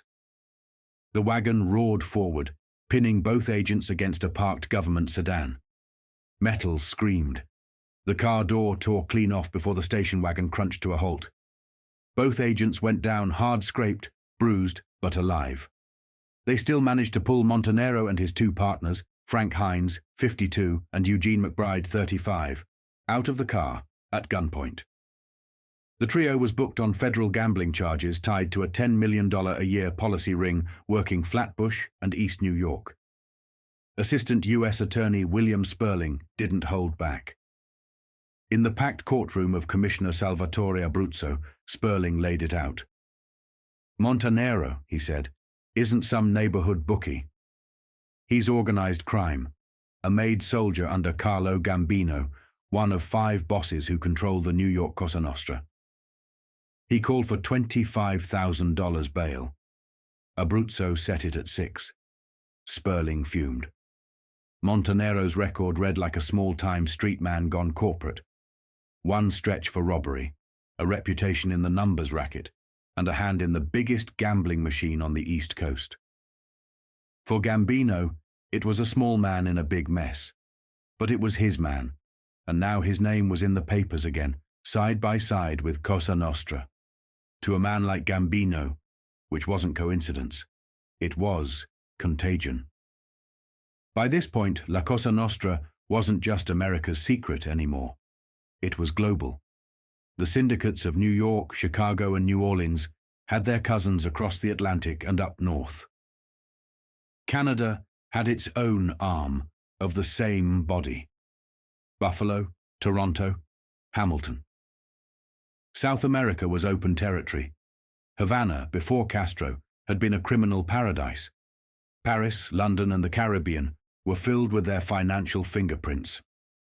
The international order that Prohibition had accidentally built, the black market arteries connecting whiskey, heroin, gambling, and vice, was now under siege by publicity. The Valachi hearings weren't just embarrassing the American Mafia. They were rattling the Canadian and European networks too. In Ottawa, lawmen took note. They wanted their turn. The Justice Department confirmed that once the Senate was finished and the grand jury had its say, Joseph Valachi would be made available to Canadian authorities. Assistant Attorney General Herbert J. Miller and Rackets Chief William Hundley met with Ontario Police Commissioner Bruce MacDonald and his men. Hundley told reporters afterward that Valachi, 61, would soon talk to the Canadians, probably by November. Hundley admitted that while the FBI had yet to get into depth with Valachi on Canadian operations, he'd already let slip one telling line. Buffalo and Canada, Valachi had said, is all one. The remark hit like a gunshot in Toronto. The so-called Buffalo-Toronto family was under new scrutiny. Valci had mentioned a meeting in Atlanta prison where a gangster named Joe Aguechi, later found murdered in Ontario, had tried to reach Vito Genovese through Valaki himself. The message was clear. The American mob didn't stop at Niagara Falls. Now, as Washington wrapped its hearings, Ottawa wanted in.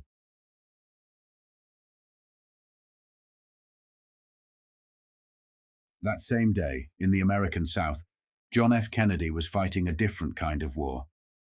In Heber Springs, Arkansas, at the dedication of the Greers Ferry Dam, he shared a stage with segregationist Governor Orville Forbes, the man who, 6 years earlier, had closed schools rather than integrate them. Before a silent crowd of 5,000, Forbes took his shot. The administration's civil rights program, he said, looking straight at the president, is a civil wrong, unworkable, dangerous, depriving citizens of their rights. Kennedy sat 5 feet away, face unreadable. He ignored the insult, and when it was his turn, he looked out at the crowd and spoke not to Forbes, but to history. The old South has its problems, and those problems are not yet over. But I look forward to the day when we shall have no South, no North, no East or West, only one nation under God. It was a quiet declaration, but it carried more weight than any senator in Washington realized. Kennedy wasn't just fighting the Mafia, or the CIA, or the Southern political machine. He was fighting a world order built on hierarchy, privilege, and eugenics, masquerading as destiny. He had declared that the nation would be united under God, not under wealth or bloodline, and in doing so, he had sealed his fate. When Kennedy stood in Arkansas and said, "One nation under God," he wasn't just quoting scripture. He was throwing a punch at a century-old belief system that had quietly shaped the power structure of America. It was a doctrine buried beneath polite society. Eugenics. The idea that only the fittest should survive. It was the foundation for fascism, Nazism, and white supremacy, a way for men in power to justify domination as destiny. The same minds that built empires in Europe had carried those theories across the Atlantic. They believed it was God's will that the strong rule the weak, that their bloodlines, their money, and their skin made them chosen. By the 1960s, that thinking still ran through Washington's veins. The old money elite wrapped it in religion, preaching God and country, while believing the two meant the same thing, themselves. They saw their control over government, business, and the military as divine order. Survival of the wealthiest. Kennedy knew better. His Irish blood carried the memory of persecution. He understood what it meant to be told you didn't belong, Catholic, immigrant, not pure enough. To men like him, white supremacy wasn't just about race. It was about class, creed, and power. The same forces that had crushed Black America had once crushed the Irish, the Jews, the Catholics, anyone who didn't fit the mold. By 1963, he and his brother Robert had stopped playing the game. They wanted to expose the hypocrisy, men hiding behind the cross to justify hate. Kennedy called them out for what they were: segregationists, nationalists, self-anointed patriots masking their greed and fear with scripture. They were rewriting God's words to build their own America, a nation ruled by the few for the few. When Kennedy went south, he didn't just face political opposition. He walked into enemy territory, a world where pulpits and plantations were tied to the same networks that ran rackets and banks. The segregationists who cursed him in public shared tables with mob bosses and businessmen in private. They were bound by money, power, and the same old belief. Some men are born to rule, and others are born to obey. Kennedy's dream, a nation truly united under God, threatened all of that. He wasn't just taking on racism. He was challenging the social order that had protected it for generations. And without knowing it, he sealed his fate. because behind those southern governors and country preachers stood men like Carlos Marcello, the New Orleans boss whose reach went from the bayous to Capitol Hill. Marcello and others like him had everything to lose if Kennedy stayed in power. The president's war on corruption and segregation wasn't just moral, it was personal. It struck at the men who owned the politicians, the rackets, and the system itself. When Kennedy said, "One nation under God," the word sounded like unity to the public. But to the men who believed they were God's chosen, it was a declaration of war.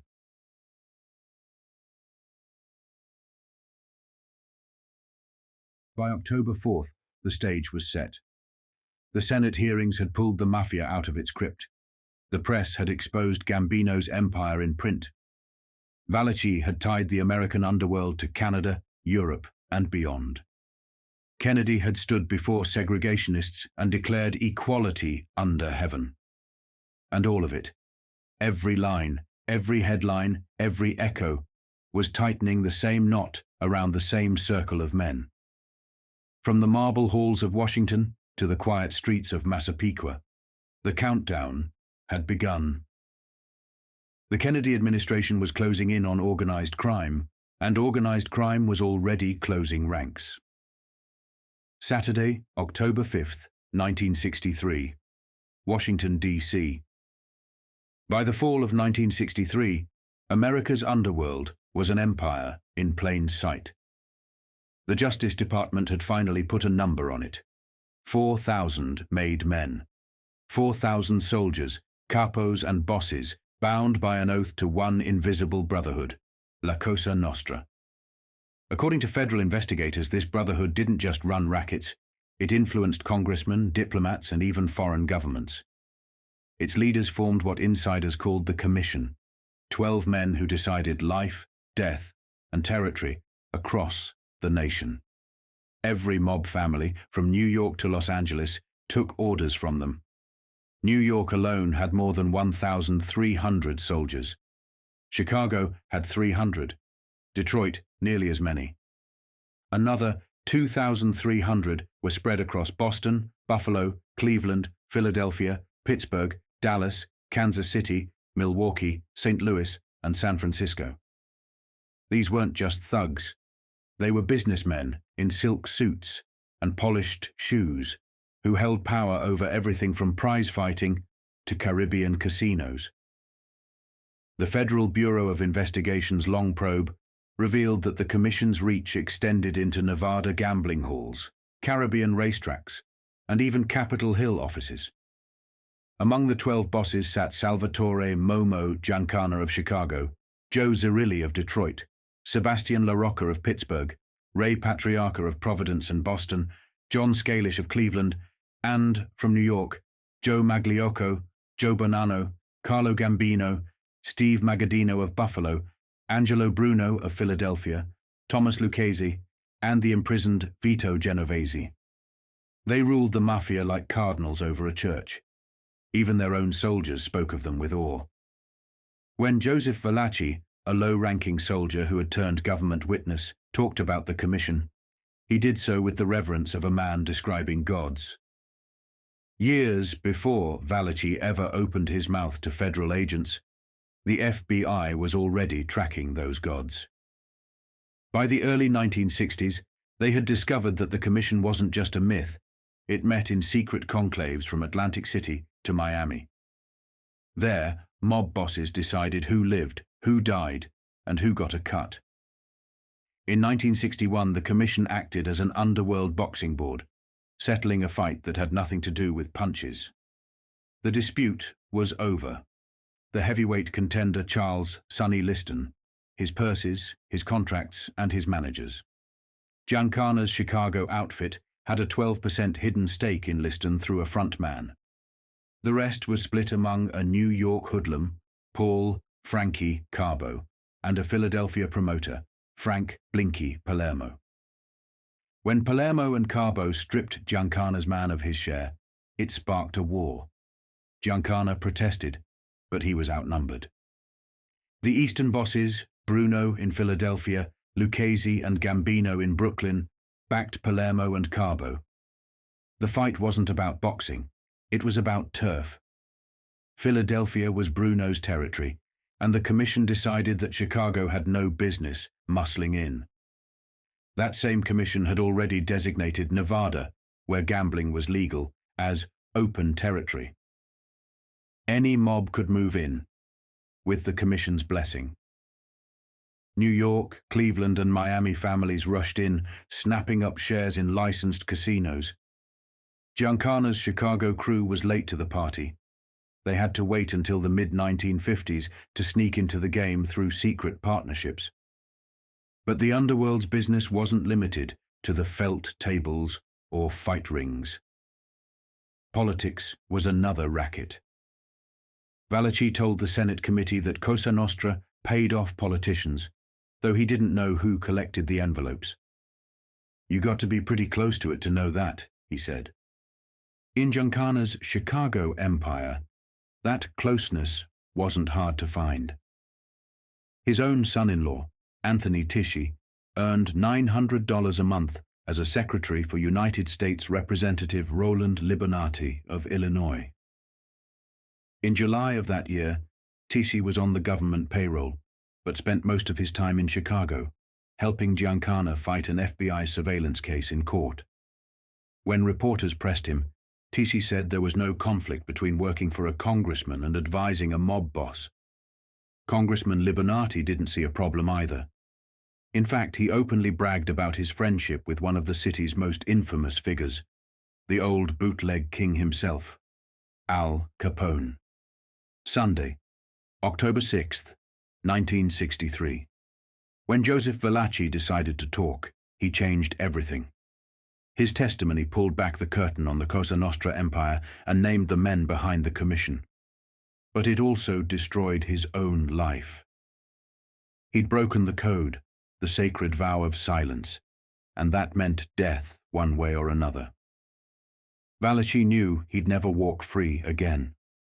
Unlike later informants, men like Salvatore Sammy the Bull Gravano, who decades later served short terms for massive crimes, Valachi would die behind bars.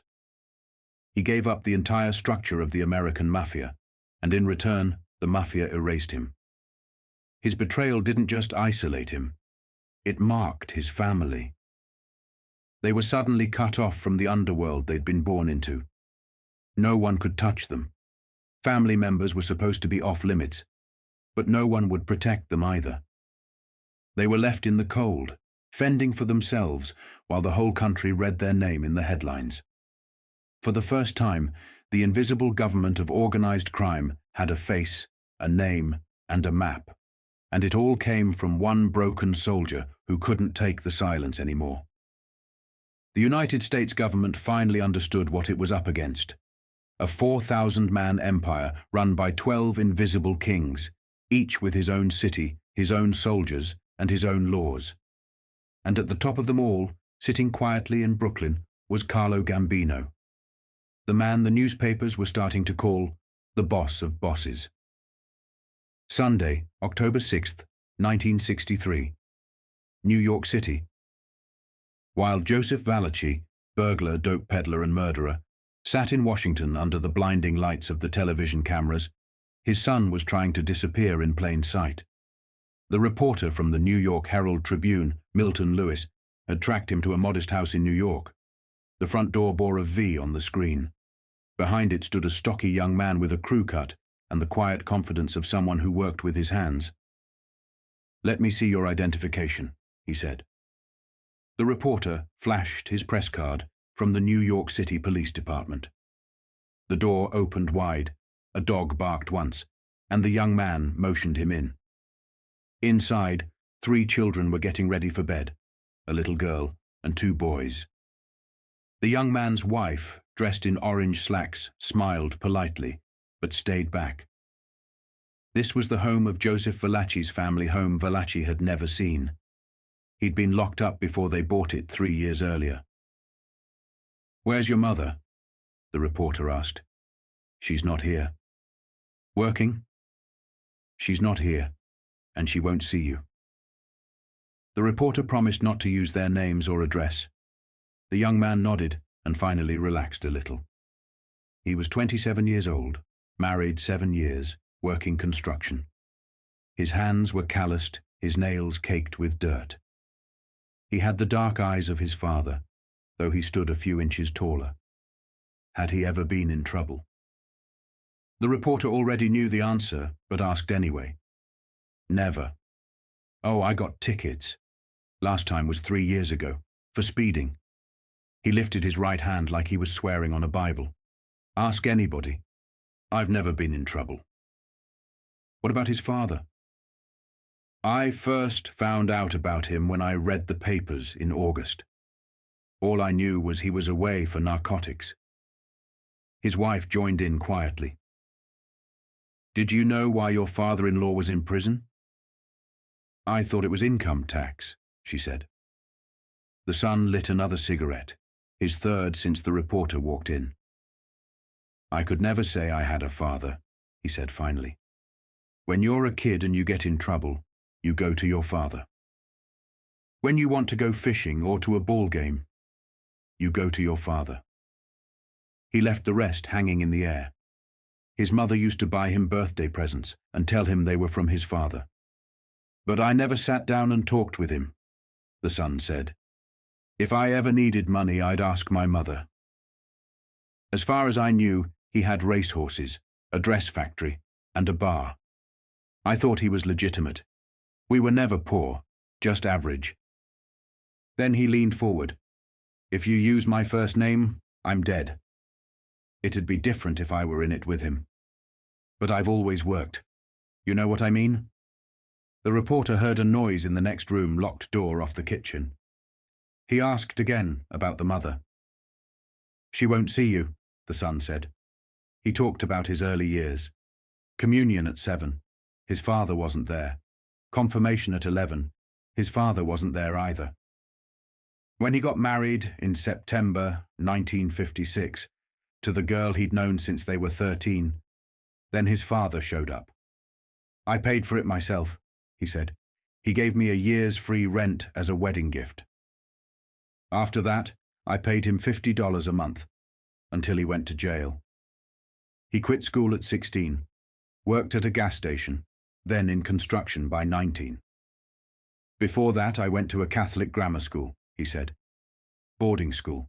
Came home on weekends. He was never there. He came home at 4 or 5 in the morning and slept all day. I thought he was running a bar. Maybe he was in 1960, when Valachi was held at the West Street Detention Center in Manhattan, waiting to be sent to the Atlanta Federal Penitentiary on a narcotics conviction. His son visited him. I saw him on West Street. He asked me to bring the kids. We had 2 then. We made small talk. He said they framed him. Did he believe him? Why shouldn't I? There was a time before when he got convicted and then let out. His lawyer proved he'd been framed. Another rustle came from behind that locked door. My mother's taking it bad, he said. She's upset.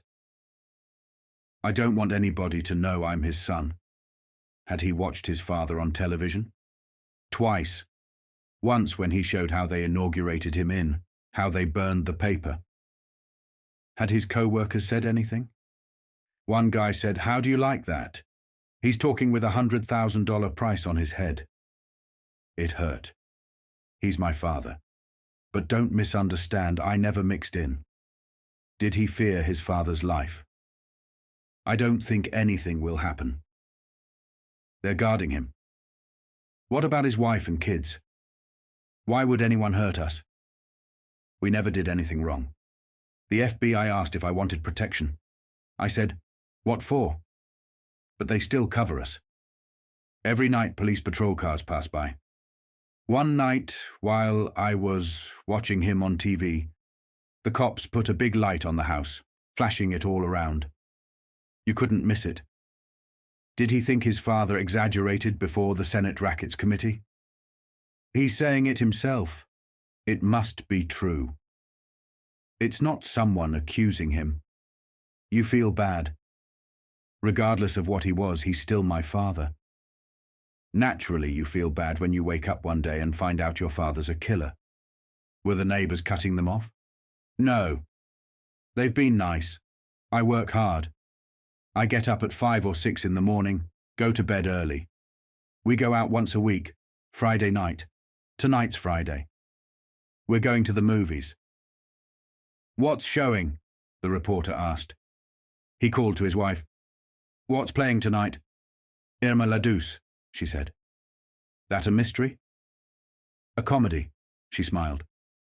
The reporter looked one last time toward the locked room off the kitchen. The son shook his head. No, she won't see you. She's upset. He didn't know it, but his mother had already told the authorities.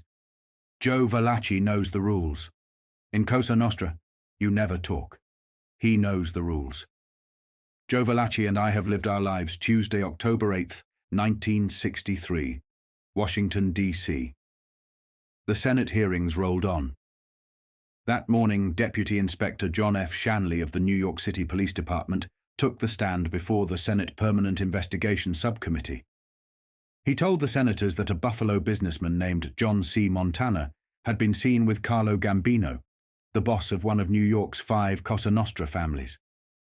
Senator Jacob Javits of New York pressed him. What was the relationship between Montana and Gambino? Just observation, Shanley said. They were seen together. He didn't say when, where, or why. Then Joseph Valachi was called again. Asked about Montana, Valachi didn't hesitate. He's been in the Buffalo branch of Cosa Nostra as far back as I can remember. He was a lieutenant under Steve Magaddino.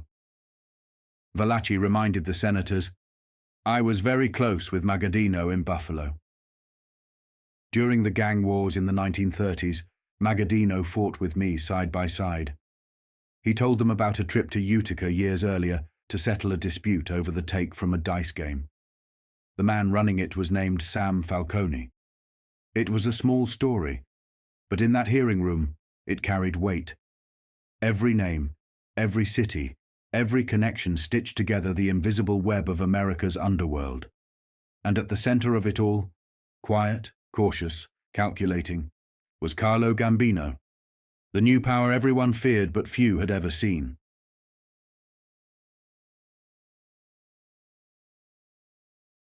Vito Genovese made the mistake that changed the weather. He kissed Joseph Valachi and turned the tables, and the shock rolled from Canada down through New York and into New Orleans, finally crashing in Buffalo. There, one of the most disciplined and dangerous syndicates in the country ran tight under Stefano, Steve Magaddino, with powerful friends close by, Russell Bufalino and the Ciandra clan, wired to James, Jimmy Hoffa, and the Detroit Machine in construction and unions. The Senate wanted receipts, and Buffalo had plenty. Senate probers from the Permanent Investigation Subcommittee prepared to hear how a Western New York scorecard, 9 dead between 1957 and 1961, was not random violence, but enforcement, discipline, and revenge. Former Police Commissioner Howard E. Finney, who took over Buffalo's department in 1962, would draw the lines that connected the bodies. He told the Buffalo Evening News the committee had asked for his testimony on Cosa Nostra operations and its internal enforcement code in the Buffalo area. The appearance date was fluid, but the plan was set Commissioner Felix J. H. Schneider would join him, flanked by Counsel Joseph Deputy, Corporation Counsel Michael A. Amico, Detective Sergeant Samuel Giambrone of the Criminal Investigation Unit, and Lieutenant Winthrop H. Phelps of the Subversive Squad. They would bring a chart, Buffalo's Cosa Nostra family relationship, the local org chart of an invisible government. Joseph Valachi had already told the senators that the Buffalo branch was run by Steve Magaddino of Lewiston, with John C. Montana, the businessman, serving as a lieutenant until Appalachian in 1957 burned his cover. Finney's people had done something basic but rare for the time. They built an intelligence file, separate folders for every known or suspected criminal, nicknames and aliases, physical description, home address, specialty, method of operation, hangouts, and associates. The murders read like minutes from a board meeting, action items executed in alleys and fields. Western New York murders, 1957 to 1961. Thursday, March 14, 1957, Buffalo. Dominic Mafrici, age 37, a Cleveland burglar who hid in Buffalo between jobs, shot to death in the driveway at 54 Whitney Place. Word on the street: he handed 2 partners to the Federal Bureau of Investigation and had won just $25,000 in a dice game near Ridgeway, Ontario. No money on the body. Saturday, September 13th, 1958, Lackawanna. Frank Aquino, age 29, found strangled and shot through the heart in a parked car. He and his brother Fred vanished the night before. Both had been questioned in the Mafrici case. Wednesday, September 17th, 1958, City of Tonawanda. Fred Aquino, age 28, found in a field off 2 Mile Creek Road, strangled, face and head burned with acid.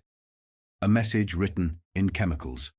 Wednesday, October 15th, 1958, North Tonawanda. Arthur V. DeLuca, age 23, of Niagara Falls, found in his car at Marion and Sweeney Streets, strangled with a lamp cord wrapped under the chin to seal the lips, the classic warning. He had run with the Aquinos. Friday, January 23rd, 1959, Buffalo. Richard Battaglia, age 31, found in a friend's car off Pennsylvania Street near Niagara Street, shot in head and chest with a heavy caliber weapon. Sunday, July 23rd, 1961, Buffalo.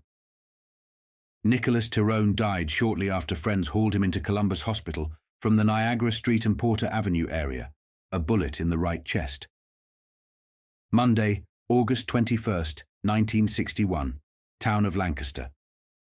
Anthony Palestine, age 23, and Vincent Santangelo, age 22, dumped in a field south of William Street and west of Bowen Road. Beaten, bound hand and foot, then strangled. Both were tight with Tyrone. Wednesday, November 15, 1961, outside Rochester. Albert G. Agueci, from the Toronto area, hands tied, strangled with a plastic clothesline, body soaked in accelerant and set ablaze. Valachi later said he knew Vito Agassi, Albert's brother, in Atlanta Federal Penitentiary on a narcotics case. Finney had context. The Kennedys had momentum. Robert F. Kennedy's campaign against organized crime hit with numbers that moved the needle. In the first year, 121 mob defendants indicted, 73 convicted. By December of 1962, 350 indicted, 138 convicted. By the end of 1963, 615 indicted, 288 convicted. For the first time, the mob was on the run. Electronic surveillance, authorized under that pressure in 1962, caught nerves snapping all over the map. May 2nd, 1962, Brooklyn.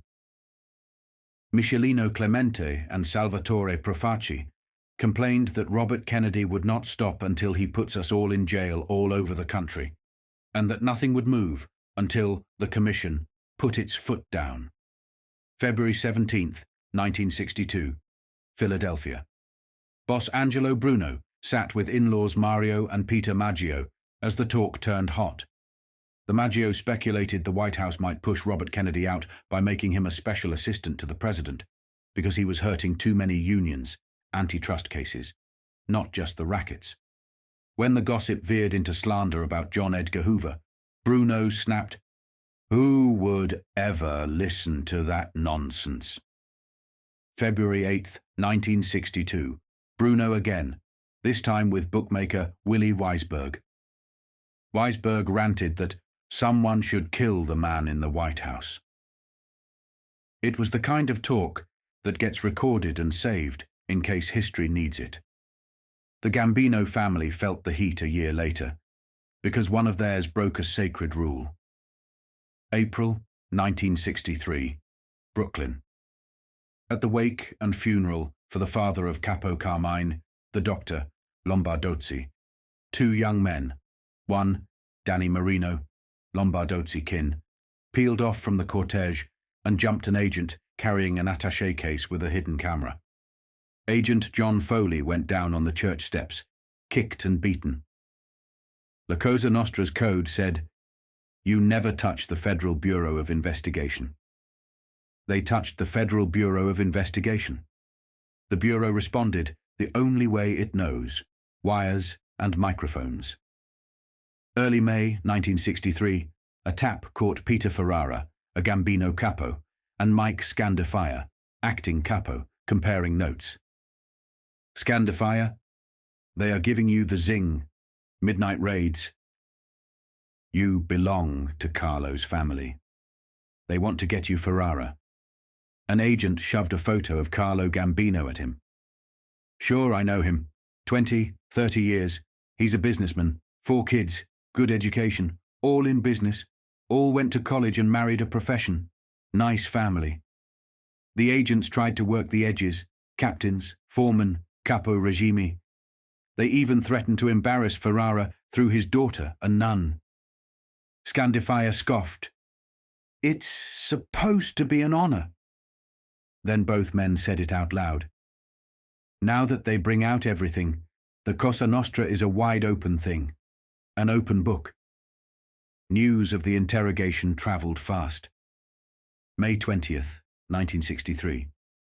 Surveillance heard Angelo Bruno at a sit-down with Joe Magliocco of the Profaci outfit and cousins Peter and Salvatore Maggio. Bruno. They went to Carlo and named all his capos, named Joe Biondo as underboss and Joe Riccobono as consigliere. The Bureau had delivered a message. If the family had changed the law and would now hit agents, the Bureau would answer in kind, break their heads, every time they picked someone up. They had already grabbed one man and almost killed him as a warning.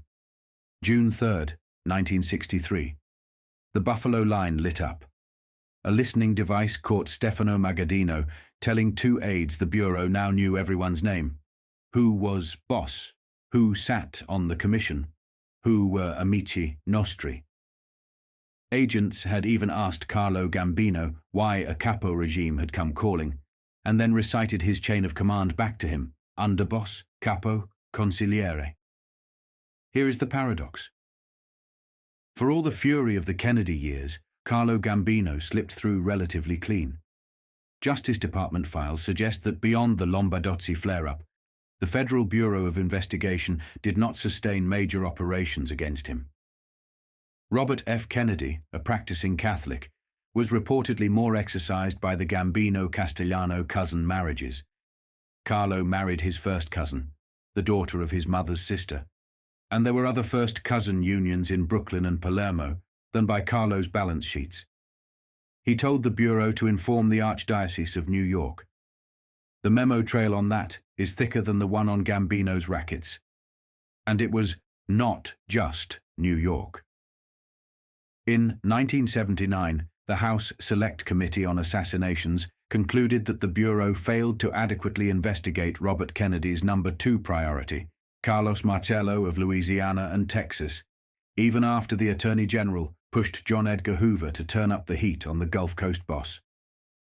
Buffalo, meanwhile, stayed methodical: files, charts, bodies, and a careful public face. The Kennedys brought the first real national pressure the mob had ever felt. The Bureau made the Commission feel mortal. But in places like Western New York, where Stefano Magaddino kept the engine quiet and the books clean, the lesson was simpler. Keep the murders solved only in-house. Keep the folders updated and never forget the rule that started all this. You do not talk. Wednesday, October 9th, 1963. Washington, District of Columbia.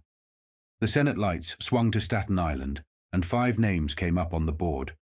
Joseph Riccobono of West Brighton, Staten Island Joe, was listed just under Carlo Gambino himself. The subcommittee's organizational chart, vetted against Joseph Valachi's testimony, placed Riccobono as consigliere, counsel to the boss, on a level with the underboss, Joseph Biondo. He was aging, nearly deaf, gaunt and bald. Sort of retired, Deputy Chief Inspector John F. Shanley of the New York City Police Department told the senators, but treated with great deference. An elder statesman who gave advice. 4 other islanders were marked as soldiers in the Gambino family. Alex DiBrizzi, a peer union boss, and his nephews Michael, Mikey D., John, Johnny D., and Alexander, Pope D., D'Alessio. The Senate chart listed 356 names across the 5 New York City families. The Gambino Group's headquarters sat in Manhattan. Shanley confirmed the placement. Riccobono, long close to Joseph Profaci and others, had the resume to match. His record showed 3 arrests and 1 conviction. Police suspected him in narcotics, shylocking, usurious loans, and labor racketeering. He had surfaced before. Appalachian, November 1957, when state police crashed the countryside conclave.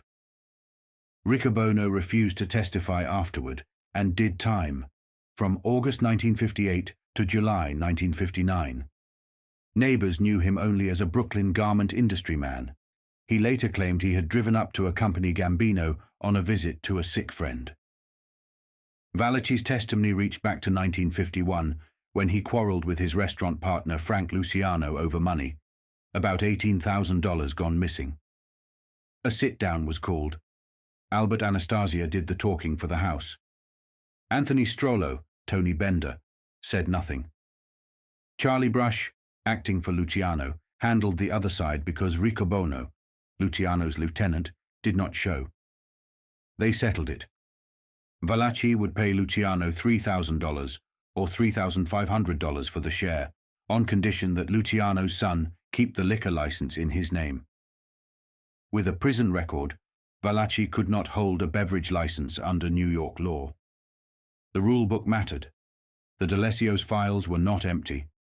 Michael, Mikey D. D'Alessio, age 50, had been branded the island's kingpin racketeer in the Hurlan's inquiry of 1951. He later served 11.5 months in Atlanta Federal Penitentiary for income tax evasion. Earlier arrests in the 1930s for assault and running a still in Concord had ended in acquittals on gambling charges. John, Johnny D. D'Alessio, age 51, 151 Jumel Street, Great Kills, was locked up from April 26, 1954, to January 8, 1956.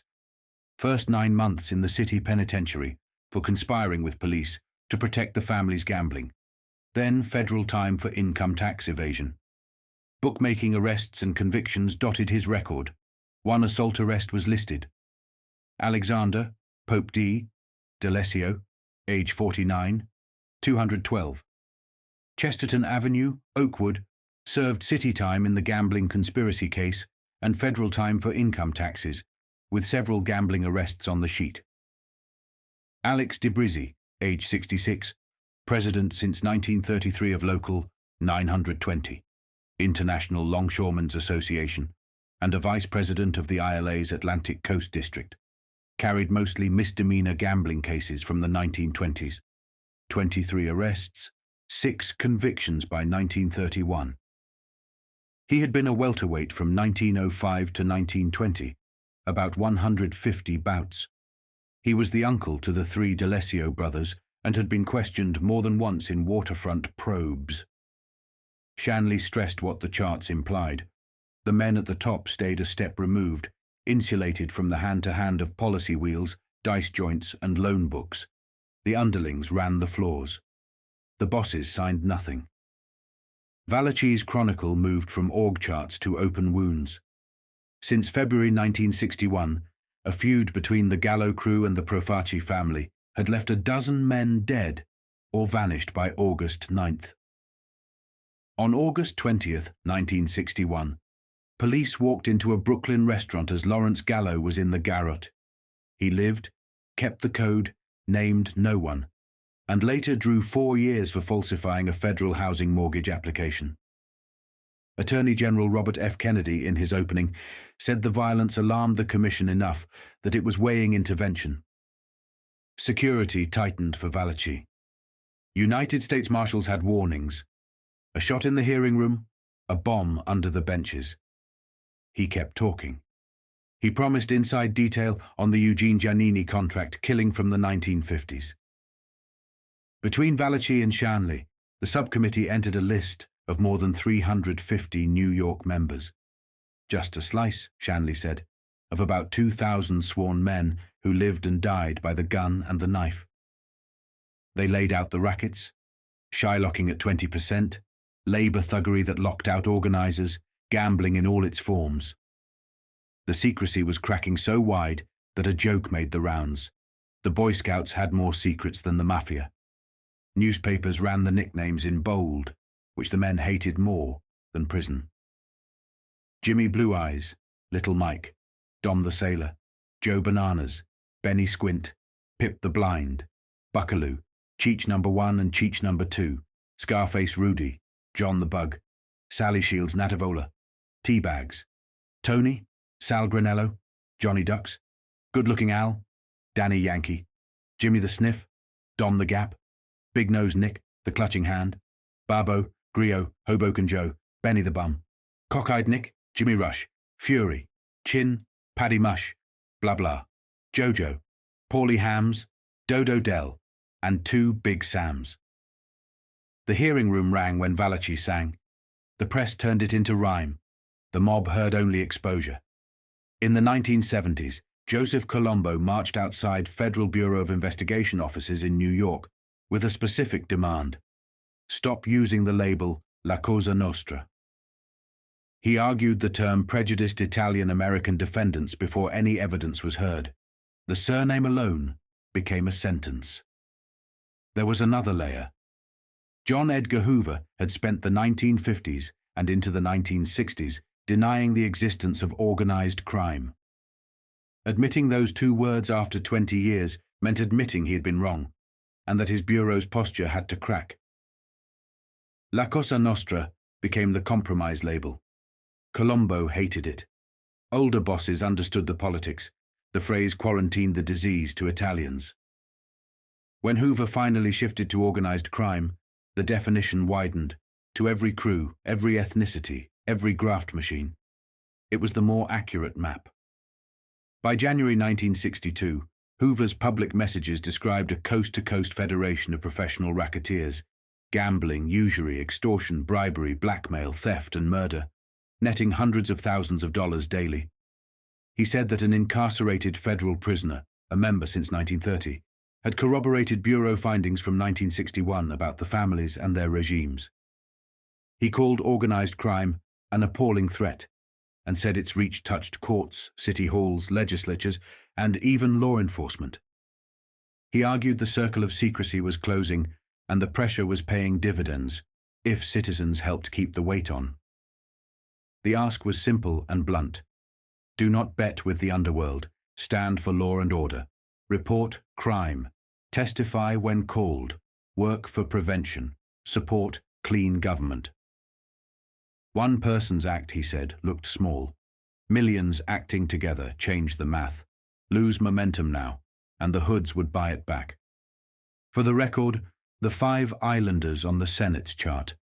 Joseph Riccobono, age 68, 781 Pelton Avenue, West Brighton, consigliere, and, in effect, one of 2 sub-commanders to Carlo Gambino. In New York since 1935.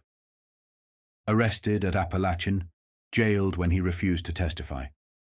Later described by Shanley as semi-retired, still deferred to. Alex DeBrizzi, age 66, president since 1933 of Local 920, International Longshoremen's Association, vice president of the ILA Atlantic Coast District. 150 professional fights as a welterweight between 1905 and 1920. Misdemeanor gambling record in the 1920s. 6 convictions in 23 cases by 1931. Uncle to Michael, John, and Alexander D'Alessio. Questioned repeatedly in waterfront investigations. suspected narcotics, gambling, shylocking, vending machines and jukeboxes, plus labor racketeering. Michael, Mikey D. D'Alessio, age 50, tagged the island's racketeer during the Herlands probe in 1951, 11.5 months in Atlanta. Federal penitentiary for income tax evasion, prior arrests in the 1930s for assault and operating an illegal still, gambling arrests with acquittals. Johnny D. D'Alessio, age 51, 151 Jamel Street, Great Kills, incarcerated April 26, 1954 to January 8, 1956. City time for conspiring with police to shield family gambling, then federal time for taxes. Multiple bookmaking arrests and convictions, 1 assault arrest. Alexander Pope D. D'Alessio, age 49, 212 Chesterton Avenue, Oakwood, city sentence in the gambling conspiracy case. Federal sentence for taxes, several gambling arrests.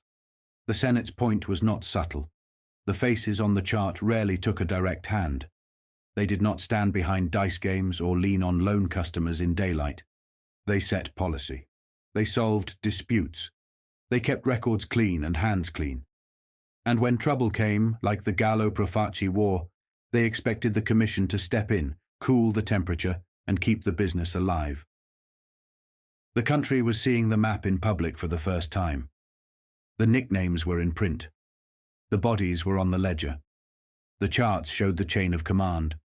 And the rule that mattered most, do not talk, had already been broken. Thursday, October 10th, 1963. Washington, District of Columbia. The last day hit like a hammer.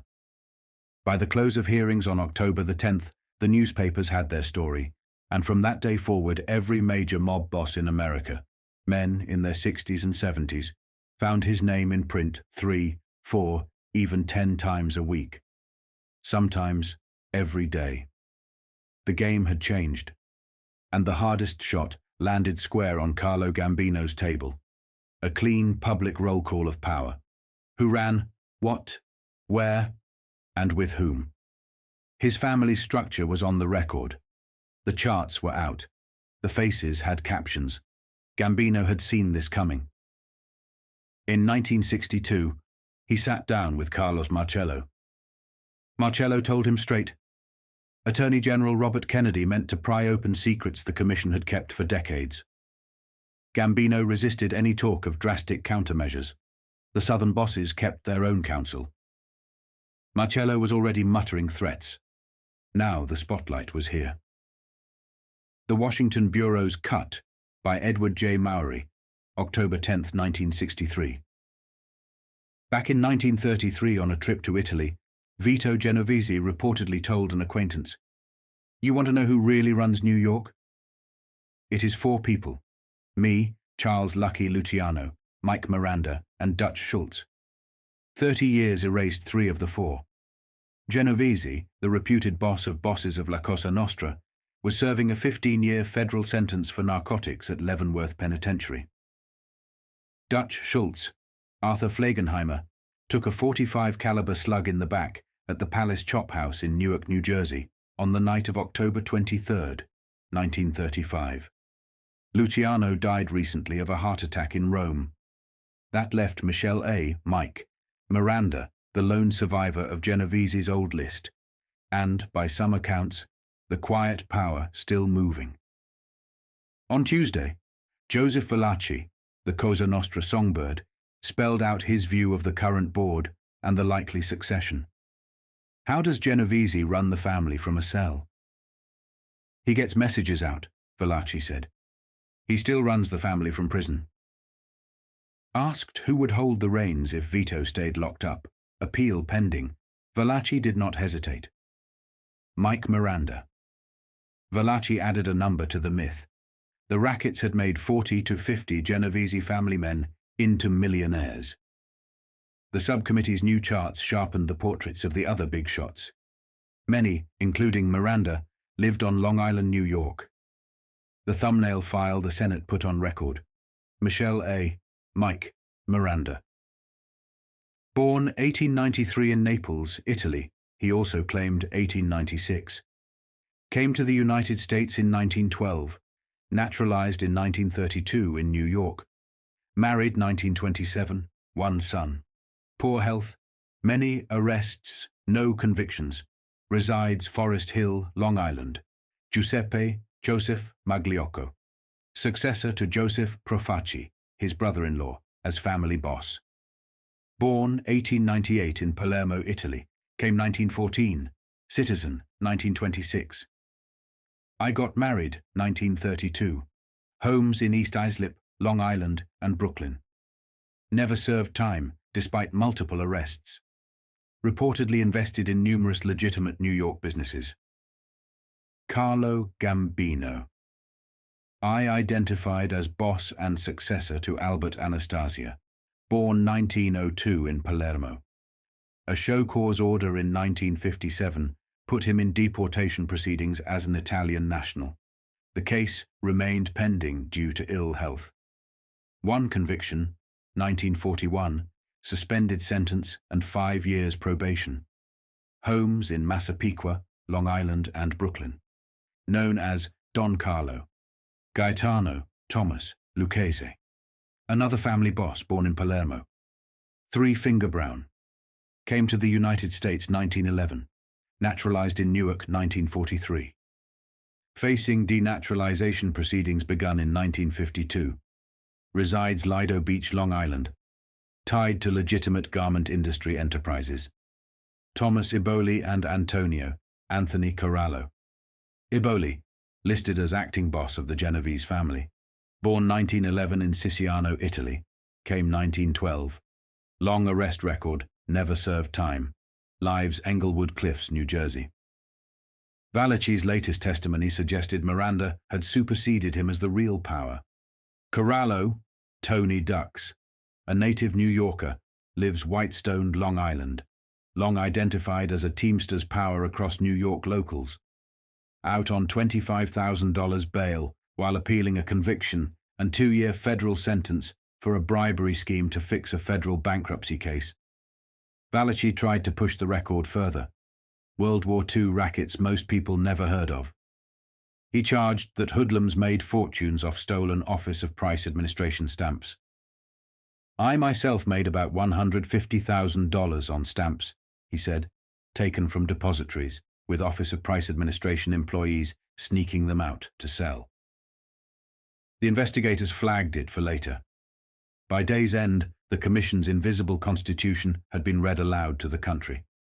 Gambino's lieutenants, Profaci's heirs, Lucchese's reach, Genovese's long arm from Kansas, names, dates, birthplaces, addresses, and legitimate covers were all in the congressional record. The press amplified it. The charts travelled. From this date on, bosses who once lived in the margins now lived on page 1.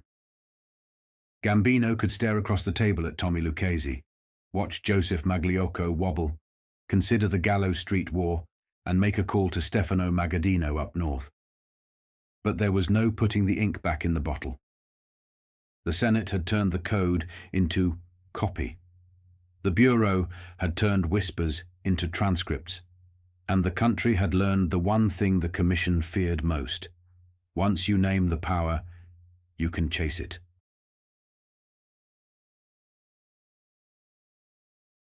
It began with idealists and exiles. A small group in New York calling themselves the Fair Play for Cuba Committee believed they could repair the torn relationship between Washington and Havana. They were young, loud, and reckless enough to speak openly in defense of Fidel Castro when America branded him the enemy.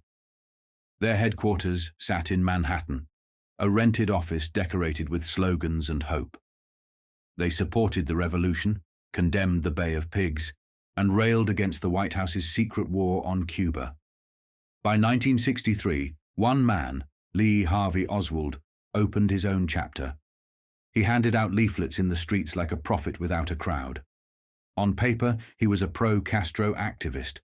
In reality, he was orbiting the edges of Operation Mongoose, a covert Central Intelligence Agency program designed to destroy Castro by any means necessary. Oswald was also drifting in a second circle, a team being shaped for another invasion of Cuba that never came. He wasn't a soldier or a spy. He was a drifter who wanted to be remembered. He knew the right people for the wrong reasons. David Ferry, Guy Bannister, Dean Andrews, Sergio Arcacha Smith. A network of right-wing Cubans, intelligence cutouts, and anti-communist fanatics. They were ghosts of the failed invasion, and Oswald followed them like a man chasing a cause he barely understood. President John Kennedy's administration was a war of masks. The Federal Bureau of Investigation raided exile camps. The Central Intelligence Agency armed the same men. The Kennedys wanted Castro gone, but refused to share the glory. The exiles, once heroes, became disposable pawns. Kennedy was fighting too many devils at once, Cuba, Vietnam, and organized crime, believing he could play them against each other. Down south, Carlos Marcello was watching. The New Orleans boss nursed a personal vendetta against the Kennedy brothers for deporting him in handcuffs on a private plane to Guatemala. Sam Giancana in Chicago and Santos Traficante in Florida shared the grudge. The underworld had lost its government contracts, the drug routes, the casinos, the offshore rackets that once thrived under the Office of Strategic Services and the Central Intelligence Agency. Now the same Kennedys who had used the mob to hit Castro were coming after them with indictments. Marcello wanted blood. By 1963, the CIA's secret war was cracking. Operation Mongoose, Operation Northwoods, and the assassination programs against foreign leaders had tied together the mob, intelligence officers, and political insiders in one dirty loop. The Kennedys had inherited it and tried to close it. That was the problem. Robert Kennedy's investigations exposed the Corsican drug routes, the same networks the agency had used to finance covert operations.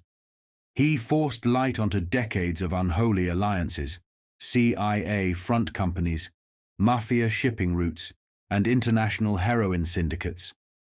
Every revelation threatened to burn both sides. In the background, Oswald kept building his myth. He went on television and radio, performed as the defector who had married a Russian, a communist with an American passport. He looked unstable, but that was the point. He wanted to be noticed. He talked about Cuba and the revolution. In September 1963, he went to Mexico City, trying to get a visa into Havana. His plan, if there ever was one, was to redeem himself by doing something big for the revolution, or for himself. But by then, Kennedy had already started back-channel talks with Castro through journalists and envoys, bypassing the CIA entirely. He had also opened a quiet line to Moscow. That was the unforgivable sin. The agency's power came from being the middleman. If Kennedy could make peace on his own, he didn't need them anymore. On a private estate, Marcello met Carlo Gambino. Marcello told him the plan: take the Kennedys off the board. Jimmy Hoffa would help. Tony Provenzano would provide the hardware. The shooters would come from the same network that had trained for Castro, men comfortable with rifles and disappearances. Frank Sheeran, Hoffa's enforcer, was handed 3 rifles in a rucksack. The Federal Bureau of Investigation later confirmed a man fitting his description was seen picking them up. Those weapons passed through David Ferry, then a Genovese contact, and eventually made their way to Dallas. Gambino's role was minimal by design. His men were told only to move people, 4 or 5 at most, from the Canadian border, a route watched by the Colombo family. No questions, no names. Deliver them to New York, then to Dallas. If word ever leaked, the story was simple. They had transported unknown men for reasons unknown. Nothing more. Marcello kept the layers tight. The bosses, Gambino, Provenzano, Russell Bufalino, Sam Giancana, Traficante, and Marcello, knew the stakes. This wasn't about killing a president. It was about survival. When the news came, Gambino was in New York, The president had been shot. Silence filled the room. It should have been clean. A Sicilian hit with no witnesses. A dead gunman. A dead trail. But for over an hour, there was nothing. Then came the gut punch. The shooter was alive. Lee Harvey Oswald had been arrested. On camera, handcuffed and dazed, he shouted the one phrase that froze every man in the country who knew too much. "I'm a patsy." 3 days later, Jack Ruby, a Dallas nightclub owner with ties to Chicago and New Orleans, walked into the police basement and shot Oswald in front of the world. Ruby had run guns for Southern mobs and Cuban operations. He knew the circle. The story should have ended there. It didn't. In the weeks that followed, Carlo Gambino kept a wary eye on Marcello. Hits of that magnitude always carried backlash. Someone would talk. Someone always did.